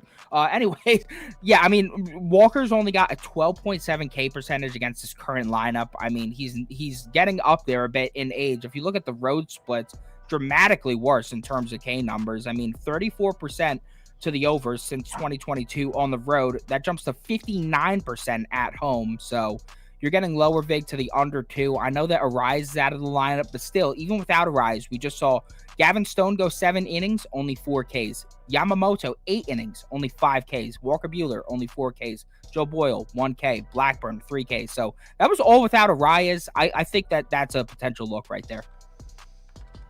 I think I'm going to place a bet on the fish. I mean, it just doesn't make any sense. Like, and there's nothing to make you look at the fish. There's nothing to even make this line 135. Like, it makes no sense. Let's see. Look at this. Wait, look at all the green. Yeah, Phillies have been the best lineup on the road, the best lineup against what I'm saying. lefties. And then you're going to see a whole bunch of red coming down the. I mean, it's on the Miami side later. It's just ridiculous. This is be one of those that maybe I place. And the Phillies have their fresh bullpen. I mean, Alvarado went 16 pitches, Soto went 21, and they had the prior 4 days off. All of that. So there's not even like, yeah. I'm gonna bet the Marlins, but I won't be putting it on the ticket or anything. That's just something I'm gonna personally do. It's just, yeah. The line is fishy. You see what I did there? Get hit by a boss, dude. I will say, the Phillies before Trevor Rogers were not impressing me against lefties at all. They were actually struggling a bit against lefties. Like Andrew Abbott's lucky ass, they did pretty mids against. They didn't really do anything against Tyler Anderson, who's ass. So, like, yeah. I don't want to talk about this game. I actually don't either. I have nothing to say. They've completely priced me out of backing Scooble in some way because I wanted to. The Houston offense is not doing anything against lefties right now. They are a shell of themselves against lefties right now. I would have loved to take Scooble over 17.5 outs, juiced at like minus 140. I would have loved the juiced under 2.5 earned runs. It's 1.5, only minus, I think, plus 110 to the under, and then the outs is at 18.5. They've made it completely unaffordable to back Scooble here, and I'm not backing that Detroit offense. No. God, I hate them. So yeah, this is a hard one. Yeah. So both bullpens. I mean, you're missing Chafin. Thank God for Detroit, who obviously. Oh my God, dude! We're never mentioning him on this show again. Yeah, if he got hit by a bus, I would applaud the bus driver. I'd shake his hand. I give him a Dunkin' gift card. Foley, who's their closers, went 2 of the last 3 days. Houston haters went back-to-back days. The Braves went back-to-back days. So, I mean, I guess they have Presley and whatnot. I actually lean Houston here. I'm probably not going to end up betting it. I understand how good Scooble has been and stuff, but I do think that this price is a little bit ridiculous with just how bad Detroit's been. I've tried to get on the Detroit train multiple times, and they just been really just find ways to lose games. So, yeah, I'm not in love with backing the Astros offense. Even the last 2 games, they have 5 runs, 4 runs scored. Last night, obviously, we all know they were gift wrapped that in the 8th inning to, 3 or 4 runs in the 8th inning. And then the previous game before that, it was the one big inning against Stroman in the first inning against with the Yankees, and that was it. So I don't trust the Houston offense either, but at the same time, I think this price is a little bit ridiculous with Skubal on the mound. So it'd be Houston or pass for me. Yeah, that's how I feel. Dude, the Detroit bullpen I hate them after the past 2 weeks. They've cost me 3 wins in the final 2 innings of the game. I'm done with this team. It's not only, Chafin, but like Foley hasn't been fantastic either. So you're like hoping We've that seen some blow ups. Like, Yeah, I'm so just over it. Proppy, are you taking Houston?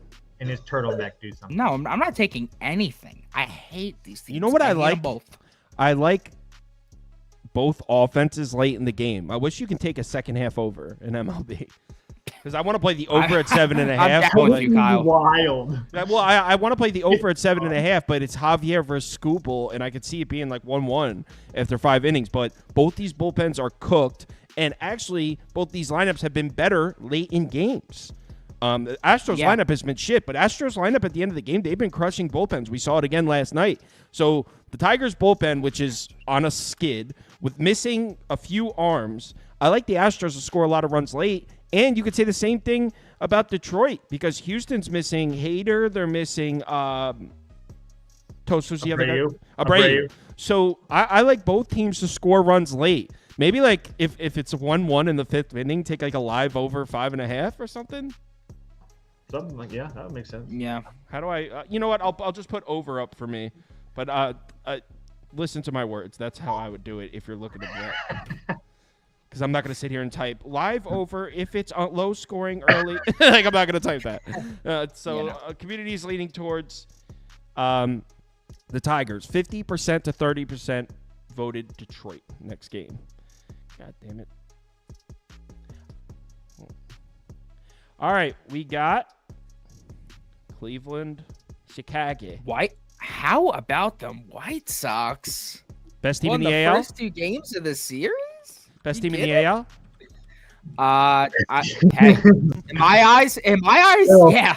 They keep The way on they're making me money lately, I love them. Well, here we are with I'm good with that loss. Tristan McKenzie on the mound. Cleveland healthy favorites again. Clevenger against his old team. Clevenger under 3.5 Ks. Clevenger looked awful in the opener. Opened the season at Tampa. He allowed 10 base runners and 4 runs through 2 innings. He didn't strike out a single batter, and he created a single whiff with a heinous 20% called strike whiff rate. That is abominable. On top of that, his top 4 pitches all saw a mile per hour plus decrease in velocity from where they were last year. Now, I understand that was on the road. That was against a Rays offense that sits 27th in K percentage, 24th in WRC plus, and 22nd in walk rate versus righties through the first 5 innings. For him to have that poor of an outing and show that lack of command is wildly concerning. It's even more concerning because the Rays started 7 righties in that game. Clevenger saw a 3% drop in K percentage against lefties last year, and in his rehab starts this year before heading into that Tampa start, he was also struggling against lefties. Now he's got to face a Guardians lineup that already owns a 16.3 K percentage against him through 55 plate appearances. Last 2 starts against him, just 2 and 3 Ks. Certainly, Clevenger has some better home splits, but even without Steven Kwan in the lineup, this Cleveland lineup over the last 2 weeks, 8th in K percentage versus righties through the first 5, 18.9%, and they start 7 lefties daily. What I think we're going to see here is similar to the start of Tristan McKenzie this season. I think it's going to take a few starts for Clevenger to get that K stuff going, to get the whiffs and chase coming at a high level again. Against one of the more disciplined lineups in baseball with a hitter-friendly ump and a major drop in velo, I like the value on the under here.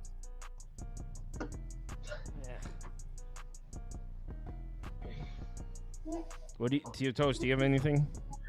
It'd be Cleveland or pass. I'm not in love with this one. Just because Cleveland's offense over the last couple of weeks, especially against righties, isn't anything to write home about. I think they're in the bottom third of Major League Baseball. So I do think that Tristan McKenzie probably pitches well. So but at the same time, he has blow up potential anytime he takes the mound. I will say he has faced this team once already this year. He went 5 2/3 and did give up a run. In 2022, when he faced this team, he had 2 starts against them. He went 15 innings and he had like 27 strikeouts. So he's had a lot. Obviously, they're a completely different team. I just wanted to mention that, saying that he has a lot of confidence against this team. So it'd be Cleveland or pass for me, but there's no way I bet Cleveland. It's like super heavy public. I mean, I honestly think that this line is a little short, like especially with Cleveland, with how good their bullpen has been. They're all rested. Like, why is this? I mean, is it that? I mean, yeah, it's just a little bit weird to me. I would probably go here if I. Yeah, I agree with that too. So, but it's hard because I don't fully trust either lineup. So it would just be a fade of the pitchers. But 68% say Cleveland, just 21% White Sox. So community definitely leaning towards Cleveland. Next game. Last 14 days, White Sox at home, top 10 lineup in Major League Baseball versus righties. I will say that. Last 14 days at home against righties. A bit of a small sample size, you think? Yo, I'm using your little chart, you think? Oh, well, no. My chart shows at home, and then it shows in different charts. I know. I was just trying to find a good green spot for the White Sox. So Cincinnati on the road at San Francisco. This one crushed me yesterday. How do the Giants lose that game? This one crushed me yesterday. Yeah, same here, dude. I Reds team total under 3.5. That was my biggest bet of the day. Killed me. Dude, Logan Webb looks shaky as all shit, He by sucks. the way. Let me just go ahead and say that. Dude. He doesn't have it anymore. His K stuff, I know we got 6 Ks yesterday. The K stuff's looking horrendous right now. I think 2 of those Ks yesterday were by bad calls via the up. What the hell is going on with him? He looks horrible. Now on to the game. What do you bet? What do you bet here? I'm not on betting San anything. Francisco money line. I'm sorry. It's fucking gross. But yeah, I'm doing it. I agree with him. It's San Fran or pass. So first of all, Reds used Diaz, Pagan, Sims, Wilson yesterday. Not that those guys aren't going to be available, but I think that we have a bullpen advantage with Duvall and all those guys rested and ready to go. Mason Black on the road at Philly. I will give him a little bit of a pass here today, and now he gets a much, much better landing spot here with this Reds offense that I still don't trust at all. I think yesterday it was a gift that they got some of those runs fucking inside the park, home run and BS. I understand that Lodolo's been good, but 2 of his last 3 starts, he hasn't been fantastic. I'm not trying to make some crazy case that San Francisco is going to get to him, but I do think that I really do think that this number is a little bit crazy to have Nick Lodolo as a 140 favorite at home. With I think that San Francisco has a rested bullpen advantage as well. So the world seems to be on Cincinnati. I don't trust this fucking team. I'm taking the Giants. Well, exactly. That's what it comes down to. If you think yesterday was a sign of Cincinnati snapping out of the hitting slump, then okay. But if that was an anomaly, keep in mind the Reds have been arguably the worst lineup in baseball for a month. They've been unbettable for a month. Now, they did get to Logan Webb last night, so if you're betting on them being out of the hitting slump, okay. But as a whole, if you can fade the Reds at plus money, that lineup, I think I might actually bet the Giants. Toast, is this just a lean for you? You actually? No, I bet him. I bet him. Yeah, I think I'm gonna too. Man. It's just a lean for me because I feel like the Reds bats do have talent. Like, I think there is talent in the lineup. I feel like they do eventually have to wake up. I do think getting Friedel back is also pretty big. I respect him as a bat in the beginning of that lineup, just like getting things started. Dude, on top of that, I mean, just having Ellie De La Cruz is a fucking cheat code. The guy could literally steal second and third in 2 seconds. Like, it's absurd. My God. I'm just saying, if you have Friedel leading off, then him. If you get Friedel on and then him behind him, I mean, like, I'm just all they have to do is just have the bats behind them produce, and this is a lineup that's going to be producing at a high level. What is the point you're making? They're not producing at a high level. The potential is there, he's saying. The potential's there, boss. And they just hit up Webb yesterday, so maybe because you play with them in MLB The Show. I don't play with them in MLB The Show. I play with the Royals. I play with the Mets. Oh my God, I was joking. Let's go to the next game. I play with the Royals and the Mets.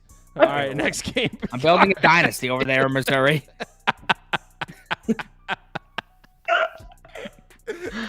Oh shit! Cardinals Brewers. Cardinals. I don't play with them. I play with the Royals and the Mets. Oh. All right, Cardinals Brewers in Milwaukee. We should have bet Gasser, guys. Yeah, wow. I did. Oh, There you go. Good for well, you. prop even. Yeah, we should have bet Gasser. How about that? I mean, we should have just faded the Cardinals against a lefty. What I've come to realize yesterday, just like I kind of went on a Paul Goldschmidt like hate spree for about 20 minutes yesterday, where I just looked at how bad his numbers are this year. The guy's pitiful. What I realized about 2 years ago is that, like, the Cardinals were killing lefties 2 years ago. It was just because Goldschmidt was an absolute god against lefties. The rest of the lineup sucks against lefties. They can't do shit. So with Paul Goldschmidt performing like a Kroger cashier right now, no wonder they can't perform against lefties. That being said, first 5 over 4 minus 115. The first time I bet this matchup, that's when the phrase originated: cards. It was Gibson against Peralta. I had faith that Gibson could deal because the earned run line was sus. I had faith that Peralta would get hit up. 1-1 ball game heading into extras, and the Cardinals lose because they're the Cardinals. Well, I think we're going to see some fireworks here early because both these pitchers, in my mind, shown vulnerability. Freddie Peralta, his last 3 starts, 6 ERA, 9.2 KWB percentage, 1.33 whip. He has walked 11 guys. Now he has to face a Cardinals team that has produced at a high level against the last 9 righties they faced. I mean, sure, Tobias Myers only allowed 1 run. He also allowed 4 walks and 3 hits in that game. We've now seen the last 9 righties to face the Cardinals: 5.4 ERA, 1.44 whip, 1.4 home run per 9, and most importantly, their third in walk rate against righties over the last 20 days. On top of that, Peralta hasn't fared well against St. Louis at home. Through 7 career home starts against the Cardinals at home, he's 1-3 with a 6.23 ERA, 1.55 whip, 1.5 home run per 9. I think after dominating them earlier in the season when his command was crisp and the Cards were cold, I think the Cards could get at least 2 off of them here. I mean, a walk and a home run, I think that's very doable. And that's really, I think, all we need to cash, or at the very least push this, because the Brewers bats are back, people. They just absolutely annihilated Lynn and Gray, who entered Milwaukee rolling. The 2 got throttled, 11 runs, 3 homers, 15 base runners through less than 10 innings of work. In fact, if we look at the last 6 righties to visit Milwaukee, they've combined for a 6.53 ERA and 2 home runs per 9. Sure, Kyle Gibson's pitching well right now, but I think regression's about to hit like a pile of bricks. Surface numbers are cool and all, but the 5.43 xERA and that 12% barrel rate tell me he's been a lucky duck. After a stretch of 3 games of 1 run or less, we just saw him look a lot more vulnerable against the Mets. 9 base runners allowed, 3 runs through 6 innings of work. We saw him hold the Brewers to 1 run on 7 base runners through 6 innings in the first matchup, but the Brewers were cooling down at that period. Now they're heating back up. I think that both of these guys could get sparked here. So the book set the total low because of the first matchup. I'll happily take advantage of that. I think we see runs here. I can't say I hate it. Toast. I wanted to figure out a way to play the Brewers, and so I paired the Brewers with another team that I didn't think that would lose, and that was Seattle. So I did Seattle Brewers moneyline parlay at plus 130. So yeah, I didn't really have much. I was kind of worried about Peralta seeing this Cardinals team for another time. This Cardinals team usually seems to find ways to screw with me. So yeah, I went up the safe route and just did a little bit of a homer parlay. This is a pass for me. You want to know why? Because as Trop Beaver was talking and as I was looking at a few things, I want to bet the Cardinals. So I'm not going to do it, which is why I'm just going to pass, because I know better than to try some shit like that. See, I never learn. I keep going. I never learn. Come on, Cardinals. Come on. It's going to be 3-0 after. It's going to be 3-0 Brewers after 5 today. I'm going to be in piss again. Cards. Cards. All right, let's talk Texas Rangers baseball on the road in Coors Field here. Rangers minus 165 favorites. Rockies plus 140 over. So mad at myself yesterday. I missed my spot. I love playing the Rockies when they have like a home series like they had against the Giants, and then they welcome another team in without any rest. I wish I played them one of the 2 ways I said yesterday, because both won with fucking ease. I know, so dumb. So dumb. I do think this is a Rangers spot today, though. No. Oh, absolutely. no. Absolutely. Yes, absolutely. You're Andrew Heaney on the tripping. road in Coors. The Rockies can actually hit lefties. Feltner's Have you low-key a seen- G. Andrew Have you Heaney seen has what the Rangers- fantastic numbers in Coors for his career. Has fantastic numbers against. Okay, the what has he Rockies. made? 3 starts? I mean, the more times that you have in Coors, the better tour. And not to mention, he's a veteran who knows what he's doing. Yeah, I didn't bet the Rangers, but it'd be Rangers minus 1.5. Feltner's terrible. They should kill this fucking dude. They Yeah, should so kill him? I mean, yes. I mean, not to Listen mention- to this. I mean, okay, go ahead, Beaver. So the last 3 righties the Rangers face. I'm gonna mind you, not the most talented bunch, but Feltner, I'm sorry, he doesn't seem to qualify. Osvaldo Bido, 2.2 innings, 4 earned runs. Ross Stripling, 1.2 innings, 11 runs. Michael Wacha, 3.2 innings, 7 runs. So the last 3 righties to face the Rangers haven't even made it past the 4th inning. The Rangers were really cooled off against righties for a very long time. It seems like regression is swinging violently their way right now in a positive way. And Feltner just has horrible luck. I don't see any way in which he really pitches well here, especially with the conditions at Coors. Now, I will say there is rain in the area, which is really pissing me off. The weather has been effing with me in my totals the past few days. So I don't know if this is going to make the ticket, but that is definitely where I lean here. I think the Rangers could do a numby on Mr. Feltner here, at least with the momentum they have right now, beating up on righties. I mean, if you're putting up those numbers in Oakland, imagine what you could do in Coors. Yeah, all right. Not to mention the fact that the Rockies closer, setup man, co-closer, Bird, Beeks, and Lawrence have all went back-to-back for 2 of the last 3 days. Yeah, if you really want to think that the Rockies are going to get to Heaney, I mean, I wouldn't mind an over 10 either. I know a couple people that have laddered this over up to like over 13.5. So I think that's mostly with the – now, I don't think that the Rangers are going to score 10, but they think there's a lot of runs in this game, even with that rain that Beaver was talking about. I mean, it's still really good hitting weather there. So as long as they play, they should be fine. So I guess over. I don't know. Yeah. You guys are crazy for being that confident about the Rangers at this price. What price? I'm taking a minus 110 team total over. Yeah, crazy. You earlier in the season took like the Rays team total over 6.5, juiced at like minus 135 against the Rockies And it hit. against Austin Gomber, and they scored like 2 runs the first 8 innings. Completely lucked out to the end of the game. You're So a the scum bet- rat, wait, you don't so know just- ball, and you're a pig. You're a scum rat, you don't know ball, and you're a pig. So On to the next game. The bet one that you're referring to, you literally tried to talk shit to me by referencing a winning I bet. literally glitched. All right, Dodgers minus 145. Literally brought up Woo! eight- What a eight- game eight- last night, huh? Woo! Whee! Woo! Toast was in attendance. Will you be in attendance of this one? Absolutely. 100%. So what's the deal with the weather down there? Should I be afraid to take an over? No, we're playing over. I already bet the over 9, baby. It's moving already. All right. Bet that. Keep it going. This We're is gonna keep friggin' live. this spooky dookie ballpark bullshit report is telling me I should be a little scared of the weather here. I think Nah, Michael nah. Waldron gets his face punched in. Yes, I think he Okay. does too. Deal. 100%. 100%. I think we are going to see runs galore. I said that to my family coming home last night. I said, we got lucky here tonight. That was awesome. We're about to get our faces blown off tomorrow, and it's going to be fun. So, yeah, I think that the Padres can get to Paxton. Beaver, I don't know if Beaver has a rant lined up for this one or not, but Paxton has been one of the most luckiest pitchers in Major League Baseball that I can remember right now. He did have a bounce back performance, I guess, against Atlanta where he only walked 2 guys, but he only struck out 3. He went 6 2/3, but Padres have already seen him this year. He did have 8 walks against them. I don't think he's going to have 8 walks again, but I do think the Padres are going to put up some runs.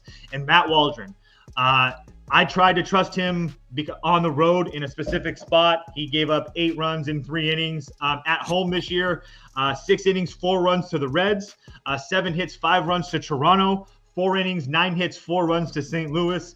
He was on the road at LA or at the Dodgers earlier this year, went 5 innings, gave up 1 run on 3 hits.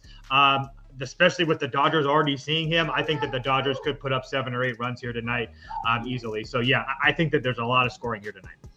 Toast, just to hear how bad the offenses you named were that visited San Diego and hit this dude up, yeah. I didn't bet the over just as much as I absolutely despise James Paxton, and I think he's a disgrace. No, I don't think he's a disgrace, but I hate him. The Padres just aren't hitting lefties right now. Imanaga, 2 runs. I know he's goated, but 2 runs through 7 innings. Steele, 5 innings of shutout baseball. Lodolo, 7 innings of 1-run baseball. Suarez, 8 innings of 1-run baseball. I know that Paxton is significantly worse than those dudes, and they already saw him. I think they could get runs off of him. I just don't want to deal with Paxton's bullshit continuance of luck that just continues to happen. I don't understand it at this point. So what I'm doing is I'm just isolating it to the Dodgers. First 5, team total over, 2.5, -110, mano y mano, me versus you, Matt Waldron. My Dodgers, your knuckleball. We're going at it because, yeah, they got shut down by Michael King yesterday, but before that, 4 runs through the first 5, 6, 7, 2, 1, 7, 6, 8. This is a lineup who's capable of killing the most talented of righties. I don't think Waldron's the most talented of righties. He's at home where he's stunk thus far. I don't think you can escape with 2 gems against the Dodgers. So I think he gets it up here. Dodgers -1.5. They put up an 8-piece. I'm on board with everything these guys said. I'm not thoroughly convinced that Paxton gets rocked, but Dodgers -1.5 because their offense. One thing I am thoroughly convinced, that dude stinks. Mm-hmm. So take the first 5 over instead of the Dodgers' first 5 team total over. The Padres stink right now against lefties. When it comes for Paxton, the waterfall, it's going to be beautiful. All the villagers will be able to drink from it. Everybody. We'll be able to fade him sideways. All right. Let's talk Royals Angels. This one broke my heart, man. So I had the Angels last night, and I went to record that NBA video that I uploaded. When I went to record it, Angels were up 1-0 in the 8th inning. As I'm recording, I'm like, you know what, guys? Before I click, and I was like, let me go check, and I saw they lost in the 9th inning. It was heartbreaking, truly. The Angels broke my heart last night. Do you like him to get to Cole Reagan to your prop, Beaver? For me, I'm definitely not betting this, but it would be Angels first 5 or pass. Really? Yeah. God, do I not want to fade Coley? God, do I hate the Angels? If you're gonna back the Angels in any spot, it's against the lefties. I've preached how much I like this Angels lineup against lefties, even with the 55 guys they have out. The guys that they do have available, they're pretty good against lefties. I mean, we just saw them hit up Perez for 4 earned runs, 8 hits in 5 innings. I mean, before that, they got the Sanchez. I believe the Trout was in the lineup then, but I mean, the other guys did most of the damage in that game anyways. And then honestly, Tyler Anderson, I'm not the biggest fan. I don't think he's a great pitcher, but I need Casey to hit up 2 lefties in a row before I trust that lineup against lefties again. I need 2 lefties in a row. Reed Detmers just might be horrible right now. The Royals trust that lineup, period, let alone against lefties. I don't trust the lineup. Well, against righties, I don't trust them at all on the road. That's an easy fade. I don't trust them against anybody, the Royals lineup. I need to see if the shelling of Detmers was them finally living up to their potential against lefties, or Reed Detmers is just going through it right now. Allowing a 2-run shot to Dairon Blanco the other night, that was rock bottom. That was rock bottom and a half. I haven't trusted the Angels. I haven't trusted the Angels since Danny Glover was their manager. That's a deep reference. That's a deep cut right there. That's a good one. Whoever said that, that's a good one. That's a movie from my childhood right there. Angels in the outfield. I thought you're too young for that movie. The fact that I know a reference and Beaver doesn't, I feel really good about that. A young Gordon Levitt. What the hell's his first name? Joseph Gordon-Levitt. Joseph. Yeah. But yeah, I this is where I would go here. But I hate betting this after like it just happened the night before. But I would just go a fade of each lineup. I definitely see Cole Reagan stealing here. He's been good, but with Tyler Anderson on the mound, I'm not gonna bet this. But this is where I would go. I deserved my Angels win yesterday. That was such a sharp call and it lost. So I'm pissed. Was a sharp call. Royals -1.5 for me, +100. I think that we have a significant starting pitching advantage. I understand that Cole Reagan, or I understand that the Angels are decent against lefties. But the Royals, I will say, in the last 14 days, they're still 12th in OPS, 15th in WRC plus. I mean, they're not absolutely terrible. I do think this Angels team is terrible. Not to mention when you get to the bullpens, Kansas City is going to have everybody rested essentially and ready to go in that bullpen. Besides Schreiber, he only went 10 pitches yesterday, but everybody else is good to go. And if you look at the Angels bullpen, Estevez, Moore, Garcia, Simber all went 2 of the last 3 days. Estevez has went 3 of the last 4 days, and so has Simber, or I'm sorry, so has Garcia, which is like essentially their best arms. So yeah, Royals minus 1.5 for me. Community definitely agrees with you, Toast. Everyone's all over the Royals here.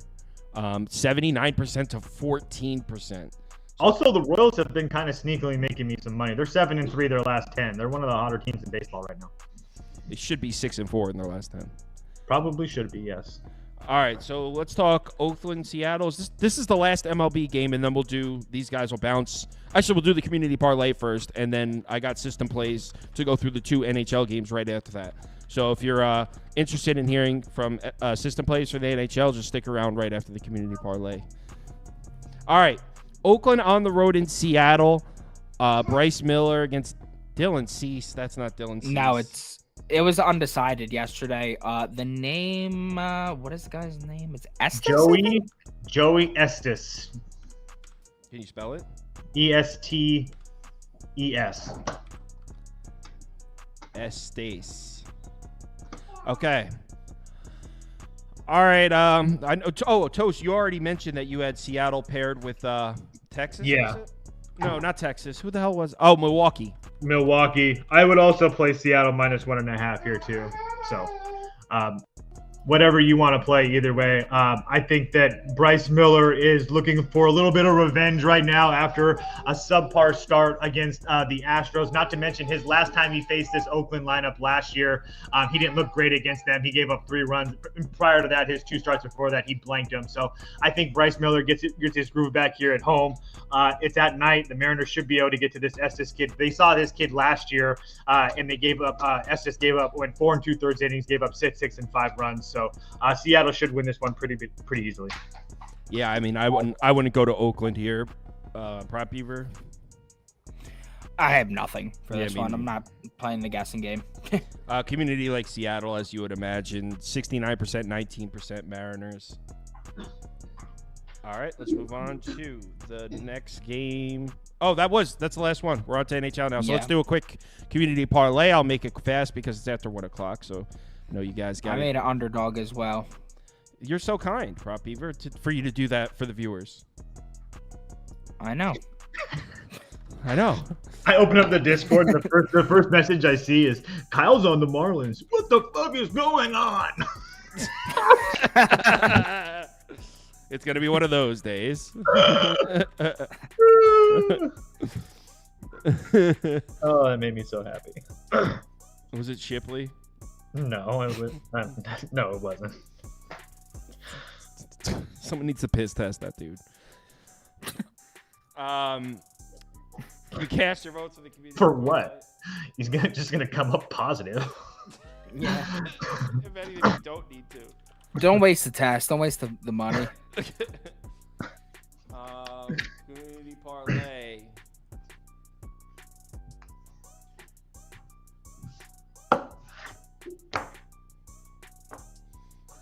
Five, 4, 3, 2, 1. Twins money line. Someone asked about Kambosos versus Lomachenko. I would definitely take Lomachenko. I never really thought Kambosos was good. The only reason he won the championship was because he was fighting Teofimo, and Teofimo went through that weird ass, like his wife divorced him and tried like scamming him out of money right before the fight. It's just a weird. And so Kambosos won the title based on that, and then immediately lost it. So he's like he's known as a former champion, but I never really. That's why I never really respected Devin Haney, because he beat Kambosos, who I didn't even think should have been champion in the first place.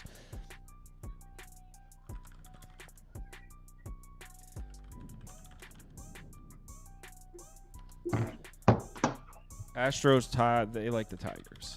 All right, cast your votes. Wow, toast. Tigers are up to minus 145. You can get the Astros at plus 122.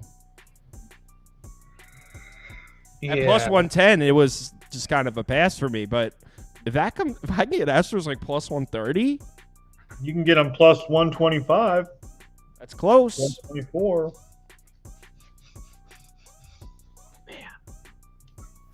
They do have Presley too.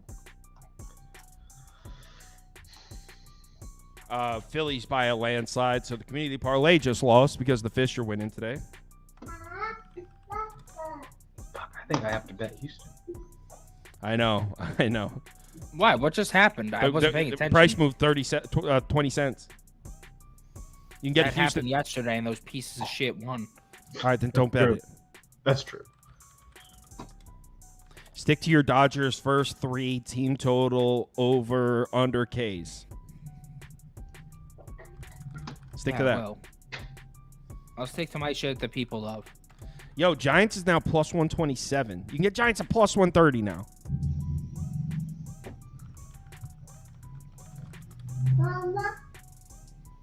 God damn it.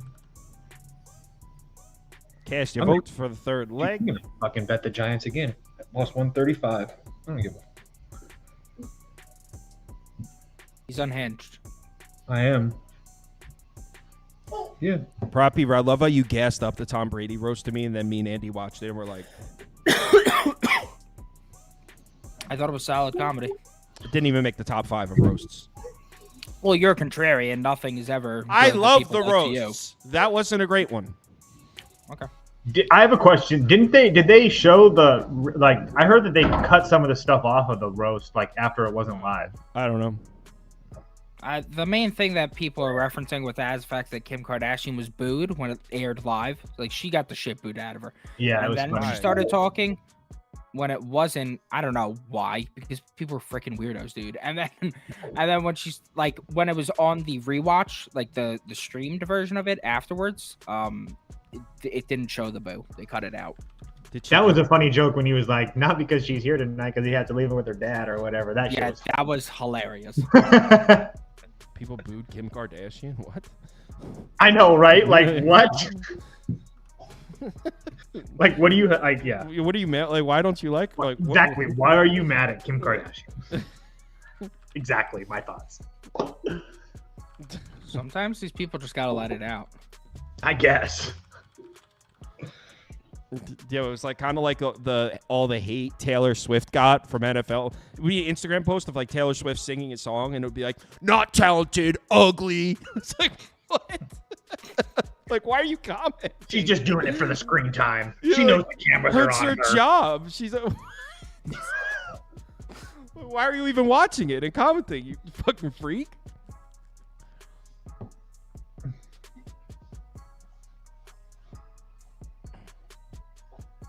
It's Dodgers money line by a lot. So the community parlay is. Can someone in the comments spit out some odds or prop Beaver if you have it? Oh damn.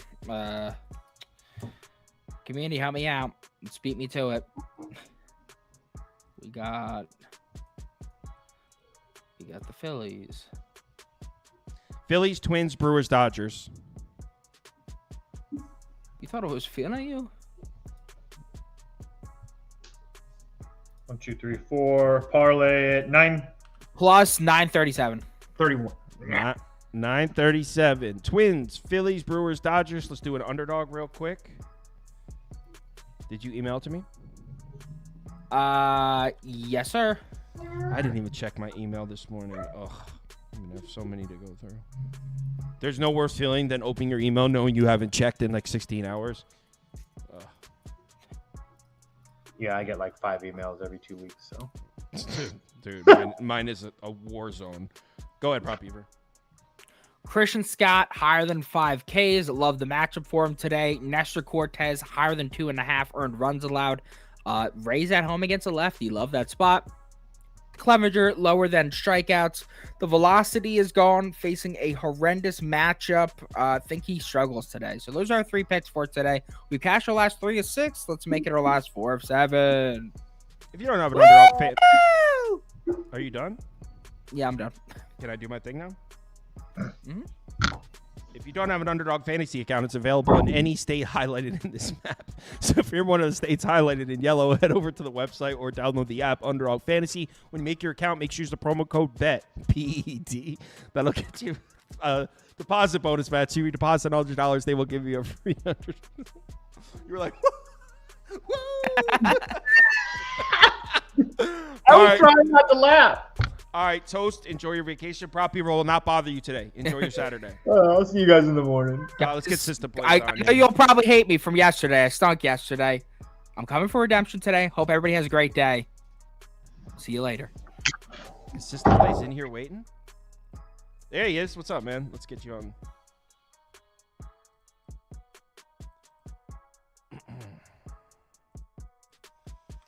Prop Beaver's like yelling when I'm trying to freaking.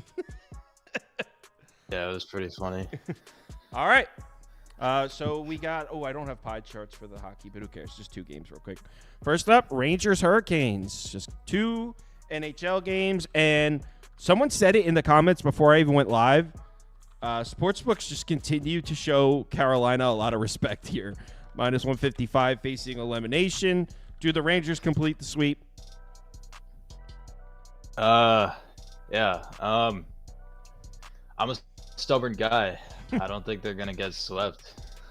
So You're doing yeah, I like the Canes here. I like the Canes to win a regulation plus 100. I wouldn't take the money line. I wouldn't lay any juice with them. And then the Canes first period minus half a goal plus 160. So that hit in the last game, like even though they lost. So like I think they come out like, yeah, the season's on the line. They know it's probably over, but it's like there's still that last sliver of hope. Like it's not completely over, and like I know they definitely don't want to get swept. So like at least win 1 game so you don't fucking get swept, you know. So once again, last game they lose by 1. Once again in overtime, they outplay the Rangers, 47 shots on goal. I think they have some dignity. They don't get swept. They take this one, they will go from there. Obviously, I wouldn't lay minus 150 with the money line. Just take the regulation at plus money. So, like, I mean, what I've said about the Canes in the past, like, it all applies here. I think they're the better team. I don't think they get swept. So, it's the Canes for me. Canes in regulation at plus 100. And what was the odds on that first period puck line? Plus 160. Ooh, okay.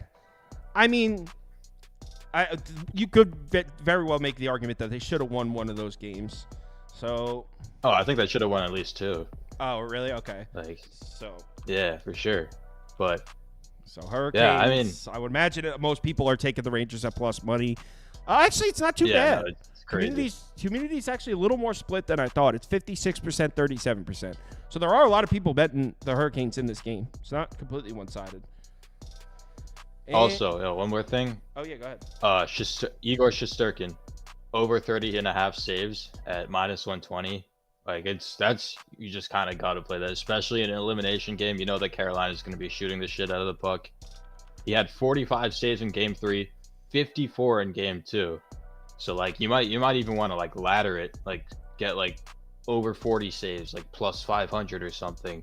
Like, it's definitely possible that he hits that again. Like, he's the main reason that the Rangers are up 3-0. Like, Igor Shesterkin oversaved, so he's like basically the main reason that they're even in this situation. Igor over 30.5 saves. Someone said in the comments he had 54 last game.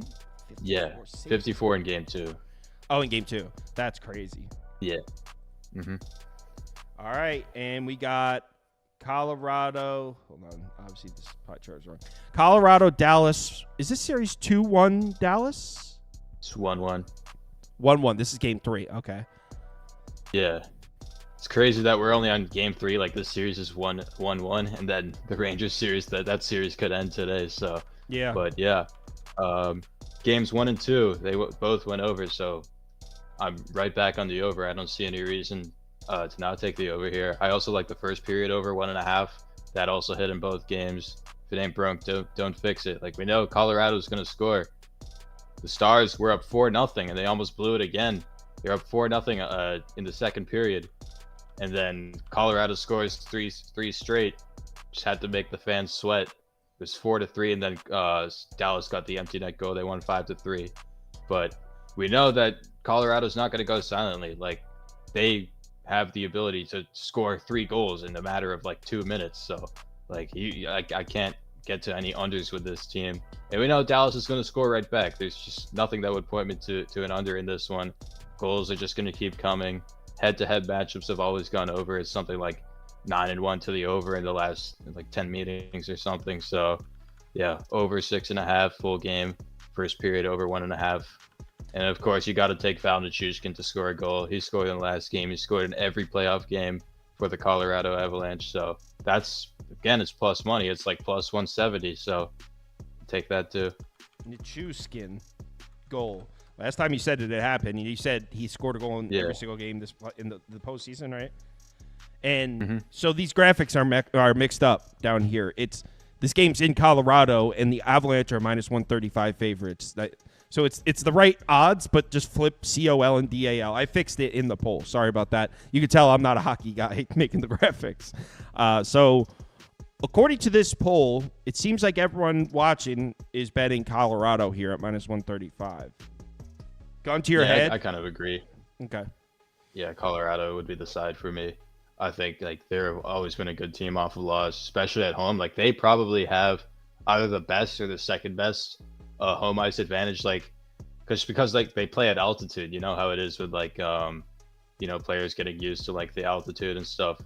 So like I know in the regular season they had a crazy like against teams on the second leg of the back-to-back, they were like 20-0 against them. It was crazy. Like that's the kind of home ice advantage that Colorado has. So, but Dallas did win the last game in Colorado. So, but still, I like definitely makes sense that everyone's betting them. All right, so sticking to that first period over, that's been cashing like crazy. Community leaning towards the Avalanche. Thanks everyone for watching. I'll be back on Sunday's usually a little bit shorter, but I'll be back on for tomorrow. Make sure you guys give System Plays a follow. He's tagged in a bunch of my tweets. His Twitter name's right there, System Plays. I'll post my bets on the website right now. So if you're subscribed to the website, give it 5 minutes and look, and I'll be posting. It'll be one post with my MLB and NBA in it because I didn't place any bets yet. So I'm going to place them all right now. Everyone have a good one. Remember to bet responsibly.